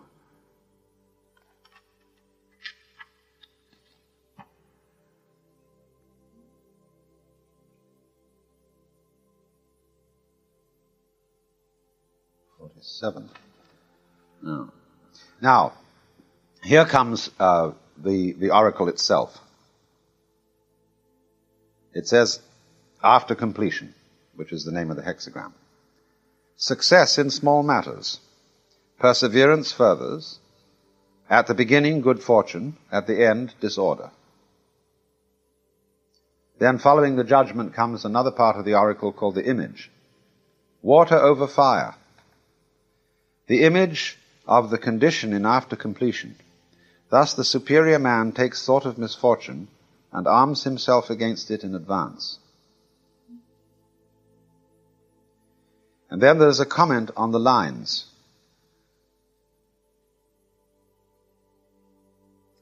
And we have an 8 in the a 6 in the 4th place. And the oracle here says of this line, which is a moving one, the finest clothes turn to rags. Be careful all day long. Now, there are many comments on this. But we should look first at the hexagram it turns into, which is number, what did I say, 43, I think I said. 47. Turns into 47.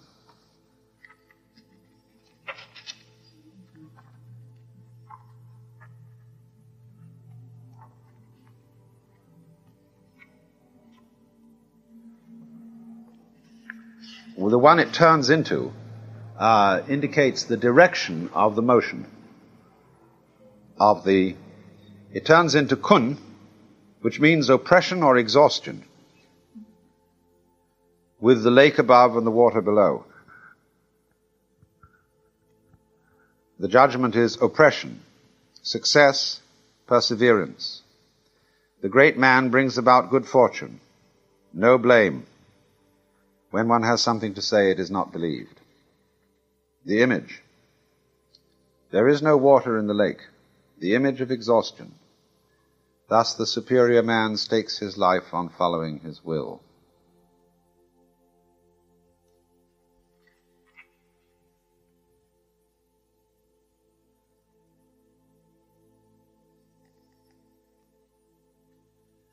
There is a comment on this one. It says, the lake is above, water below.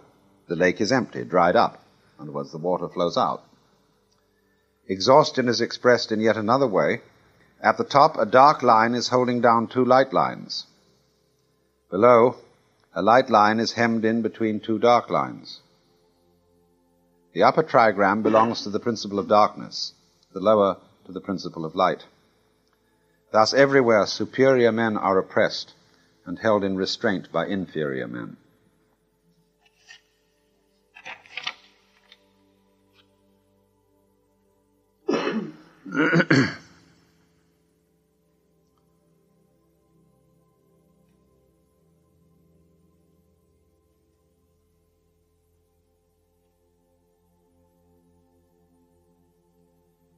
Now, the commentary on the judgment of the original hexagram reads, the transition from the old to the new time is already accomplished.